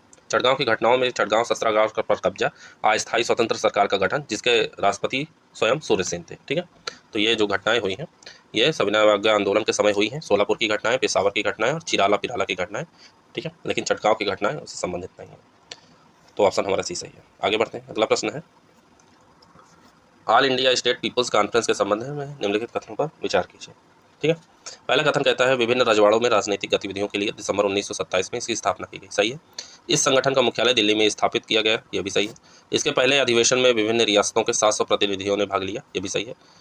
इस सम्मेलन के आयोजन में प्रमुख भूमिका बलवंत राय मेहता ने निभाई थी, यह भी सही है। तो ऑप्शन हमारा डी सही हो जाएगा। ठीक है, याद रखिएगा All India State People's Conference के बारे में पूछा गया। आगे बढ़ते हैं। अगला प्रश्न है फोर्ट लुई का निर्माण जो कि पांडिचेरी के कारखाने में ही की गई के निर्माता थे, तो इसके निर्माता थे जो है फ्रांसिस मार्टिन। कौन थे? Francis Martin. 1701 ईस्वी में पांडिचेरी को पूर्व में फ्रांसीसी बस्तियों का मुख्यालय बनाया गया तथा मार्टिन को भारत में फ्रांसीसी महानिदेशक नियुक्त किया गया। पांडिचेरी के कारखाने में फ्रांसिस मार्टिन ने पोर्ट लुई का निर्माण कराया। ठीक है। 1742 ईस्वी में चंद्रनगर के प्रमुख फ्रांसीसी गवर्नर डुप्ले की नियुक्ति से भारत में फ्रांसीसी प्रभावी बने। लुई 14वें के मंत्री कोलबर्ट द्वारा 1664 ईस्वी में फ्रेंच ईस्ट इंडिया कंपनी की स्थापना की गई। ठीक है, तो ऑप्शन हमारा जो है डी सही हो जाएगा। आगे बढ़ते हैं अगले प्रश्न की तरफ। अगला प्रश्न कहता है कि बंगाल व तिब्बत के बीच व्यापारिक संबंध बन सके, इसके लिए निम्नलिखित में से किसने जॉर्ज बोगले के नेतृत्व में एक प्रतिनिधिमंडल तिब्बत भेजा? तो ये भेजा था जो है वारेन हेस्टिंग ने। ठीक है, 1774 ईस्वी में वारेन हेस्टिंग ने जॉर्ज बोगले के नेतृत्व में एक प्रतिनिधिमंडल तिब्बत भेजा ताकि बंगाल व तिब्बत के बीच व्यापारिक संबंध बन सके। ऑप्शन ए सही है। आगे बढ़ते हैं अगले प्रश्न की तरफ। अगला प्रश्न है, ब्रिटिश भारत में मजदूरों की पहली हड़ताल कहाँ हुई थी? तो ब्रिटिश भारत में मजदूरों की पहली हड़ताल हुई थी नागपुर में। कहाँ हुई थी? नागपुर में। ठीक है, यह हड़ताल कब हुई थी? 1877 में, याद रखिएगा 1877 में यह हड़ताल हुई थी। यह हड़ताल नागपुर के एक सूती मिल में हुई थी। भारत में व्यापक स्तर पर हड़तालों का आयोजन 1818 ईस्वी से 1930 ईस्वी के मध्य बम्बई, मद्रास, कानपुर, जमशेदपुर, सोलापुर और अहमदनगर में हुआ था। ठीक है, तो ऑप्शन हमारा ई सही है। आगे बढ़ते हैं अगले प्रश्न की तरफ। अगला प्रश्न है, वित्त आयोग एवं योजना आयोग के परस्पर विलय का प्रस्ताव किसने दिया था? तो वित्त आयोग और योजना आयोग के विलय का प्रस्ताव जो है दिया था एम.बी. माथुर ने। ठीक है, एम.बी. माथुर ने दोनों संस्थाओं के विलय की बात की। वित्त आयोग एक संवैधानिक निकाय है, जानते ही हैं, जिसका वर्णन अनुच्छेद 280 में है। योजना आयोग भी एक सांविधिक निकाय है जिसका गठन 1950 में ही हुआ था। अब योजना आयोग के स्थान पर 1 जनवरी 2015 से नीति आयोग कार्यरत है। ठीक है, तो ऑप्शन हमारा इसमें सी सही हो जाएगा। आगे बढ़ते हैं अगले प्रश्न की तरफ। अगला प्रश्न है, भारत के रक्षा मंत्री राजनाथ सिंह ने मुंबई के मझगांव डाक पर 17 मई 2022 को स्वदेश निर्मित किन युद्धपोतों का जलावतरण किया? तो ये किया गया सूरत और उदयगिरी। रक्षा मंत्री ने आईएनएस सूरत और आईएनएस उदयगिरी को लॉन्च किया। आईएनएस सूरत प्रोजेक्ट 15B के तहत निर्मित चौथा युद्धपोत है, जबकि आईएनएस उदयगिरी प्रोजेक्ट 17A के तहत निर्मित तीसरा जहाज है। ठीक है, तो ऑप्शन हमारा डी सही हो जाएगा। आगे बढ़ते हैं अगले प्रश्न की तरफ। अगला प्रश्न है हमारा, वैश्विक शिक्षा शिखर सम्मेलन 2021 का आयोजन निम्नलिखित में से कहाँ हुआ था? तो इसका आयोजन हुआ था लंदन में। कहाँ हुआ था? लंदन में। Global partnership for education GPE के लिए 5 बिलियन अमेरिकी डॉलर जुटाने के उद्देश्य से केन्या और यूनाइटेड किंगडम लंदन शहर में एक वैश्विक शिक्षा शिखर सम्मेलन की मेजबानी की गई। ठीक है, तो ऑप्शन हमारा सी सही हो जाएगा। आगे बढ़ते हैं अगले प्रश्न की तरफ। अगला प्रश्न है, पहला अफ्रीकी देश जिसके साथ भारत ने व्यापक आर्थिक सहयोग और भागीदारी समझौता यानी CECPA को मंजूरी दी है। बहुत इंपॉर्टेंट क्वेश्चन है, याद रखिएगा। तो वो है जो है मॉरिशस। कौन है? मॉरिशस। फरवरी 2021 में हुआ भारत मॉरिशस CECPA पहला व्यापार समझौता है जो कि अफ्रीका के किसी देश के साथ किया जा रहा है। ठीक है, आगे बढ़ते हैं अगले प्रश्न की तरफ। अगला प्रश्न है, निम्नलिखित में से कौन सा युग सही नहीं है? ठीक है, तो पहला कथन है हमारा वतन प्रेम योजना। वतन प्रेम योजना दिल्ली नहीं बल्कि गुजरात सरकार द्वारा शुरू की गई। पहला ही कथन गलत है, नई दिल्ली नहीं बल्कि गुजरात। क्या हो जाएगा? गुजरात सरकार द्वारा शुरू की गई। ठीक है, आपके द्वार पर शिक्षा योजना तमिलनाडु सरकार द्वारा सही है। एक ब्लॉक एक उत्पाद योजना हरियाणा सही है। प्रोजेक्ट सद्भावना असम सही है। ठीक है, तो ऑप्शन ए हमारा सही नहीं है। आगे बढ़ते हैं अगला प्रश्न है हमारा, जून 2022 में PSLV C-53 प्रक्षेपण यान के जरिए भारतीय अंतरिक्ष अनुसंधान संगठन ने DSEO मिशन को सफलतापूर्वक पूरा किया। इस मिशन के साथ किस देश के 3 उपग्रहों को भी छोड़ा गया? तो 3 उपग्रह कौन जो है किस देश के 3 उपग्रह छोड़े गए हैं? तो ये था हमारा जो है सिंगापुर। कौन सा? सिंगापुर। ठीक है, ऑप्शन डी सही है। आगे बढ़ते हैं अगले प्रश्न की तरफ। अगला प्रश्न है हमारा, राष्ट्रमंडल खेल 2022 में निम्नलिखित में से किसने स्वर्ण पदक नहीं जीता? तो राष्ट्रमंडल खेल 2022 में जो है इसमें से किसने स्वर्ण पदक नहीं जीता? तो जो है संकेत सरगर ने स्वर्ण पदक नहीं जीता। संकेत सरगर ने बर्मिंघम कॉमनवेल्थ गेम 2022 में वेट लिफ्टिंग श्रेणी में सिल्वर मेडल जीता है। क्या जीता है? सिल्वर जो है जीता था, बाकी सभी ने गोल्ड जीता था। भारत का राष्ट्रमंडल खेल में प्रदर्शन 4th रैंकिंग, 22 गोल्ड, 16 सिल्वर, 23 कांस्य, जिसमें कुल 61 पदक मिले। ठीक है, टोटल 61। ठीक है, और गोल्ड कितने मिले? जैसे मैंने बताया, तो टोटल 22 गोल्ड मिले हैं। आगे बढ़ते हैं अगले प्रश्न की तरफ। अगला प्रश्न है, कभी कभी समाचारों में आने वाले बिंदिया रानी देवी, विकास ठाकुर, गुरुराज पुजारी और अंचित सेवली का संबंध किससे है? तो ये सारे जो है कौन है? तो ये सारे हैं वेट लिफ्टिंग है जो है। और ये क्यों चर्चा में है? तो जो है इन्हें जो है हाल ही में जो है कॉमनवेल्थ गेम में जो है पुरस्कार मिले हैं, जिसमें जो है बिंदिया रानी को सिल्वर, विकास ठाकुर को सिल्वर, गुरुराज पुजारी को ब्रॉन्ज और अंकित सेवली जो है गोल्ड मेडल जीता। ठीक, तो ऑप्शन हमारा इसमें डी सही है। आगे बढ़ते हैं। अगला प्रश्न है, वर्ष 2022 के प्रसिद्ध ग्रैमी अवार्ड के अंतर्गत सर्वश्रेष्ठ बाल एल्बम का पुरस्कार किस भारतीय अमेरिकी को दिया गया? तो ये दिया गया था जो है फाल्गुनी शाह को। फाल्गुनी शाह को संगीत के क्षेत्र में दिए जाने वाले ग्रैमी अवार्ड 2022 का सर्वश्रेष्ठ बाल एल्बम का पुरस्कार दिया गया। भारतीय रिकी केज ने बेस्ट न्यूज़ एज एल्बम श्रेणी में दूसरा बार अवार्ड जीता है। फिल्म निर्माता शौनक सेन को 75वीं कांस फिल्म फेस्टिवल में द गोल्डन आई का अवार्ड मिला है। ठीक है। इसके अलावा प्रसून जोशी को 52वां international film festival ESA Indian film personality of the year का अवार्ड मिला है। ठीक है, तो ऑप्शन हमारा ये सही हो जाएगा। आगे बढ़ते हैं। अगला प्रश्न है, मार्च 2022 में भारत के महापंजीयक कार्यालय द्वारा 2017 से 19 के लिए नमूना पंजीकरण प्रणाली विशेष बुलेटिन जारी की है। इसके आधार पर निम्नलिखित कथनों पर विचार कीजिए और कौन सा कथन सही नहीं है पूछा है। पहला कथन हमारा कहता है कि वर्ष 2017 से 19 की अवधि के लिए भारत का मातृ मृत्यु दर यानी मदर मार्टालिटी रेट जो है वो सुधरकर 103 हो गया है। सही है। ठीक है। दूसरा है, रिपोर्ट के अनुसार ऐसी संभावना है कि भारत 2035 तक MMR दर संबंधी 70 के लक्ष्य को प्राप्त कर लेगा। दूसरा गलत है। क्यों? क्योंकि नमूना पंजीकरण प्रणाली रिपोर्ट के अनुसार भारत वर्ष 2030 से पहले, 30 तक नहीं बल्कि 30 से पहले MMR लक्ष्य 70 की प्राप्ति कर लेगा, ना कि 2035 से। तो 2030 से पहले, 2030 से पहले। ठीक है। ऑप्शन तीसरा है, पश्चिम बंगाल, हरियाणा, उत्तराखंड में देश में सबसे ज़्यादा MMR है। सही है। केरल, तेलंगाना, महाराष्ट्र भारत में सबसे कम MMR शेष राज्य है। यह भी सही है। ठीक है। तो इस प्रकार हमारा ऑप्शन दूसरा गलत है। पूछा है कौन सही नहीं, तो दूसरा सही नहीं है। तो ये हो गए हमारे 150 प्रश्न। ठीक है, इस वीडियो में। उम्मीद है आपको ये वीडियो पसंद आया होगा। ठीक है, इसी तरह हमारे अब वीडियो आते रहेंगे। और जो 35 प्रश्नों की श्रृंखला चल रही है वो भी चलती ही रहेगी। ठीक है, वो बंद नहीं होगी। और ये फुल टेस्ट भी होते रहेंगे। ठीक है, हिंदी के टेस्ट चल ही रहेंगे, RO के, निबंध के वीडियो मैंने दे ही दिए हैं, एथिक्स के भी वीडियो मैंने दे ही दिए हैं। ठीक है, PCS से ऑप्शनल हट ही गया है। तो बस आपको GS की पढ़ाई करनी है तो पढ़ते रहिए और चैनल पर बने रहिए। नए हैं तो सब्सक्राइब कर लीजिए। मिलते हैं अगले वीडियो में, तब तक के लिए जय हिंद, जय Bharat. Thank you so much.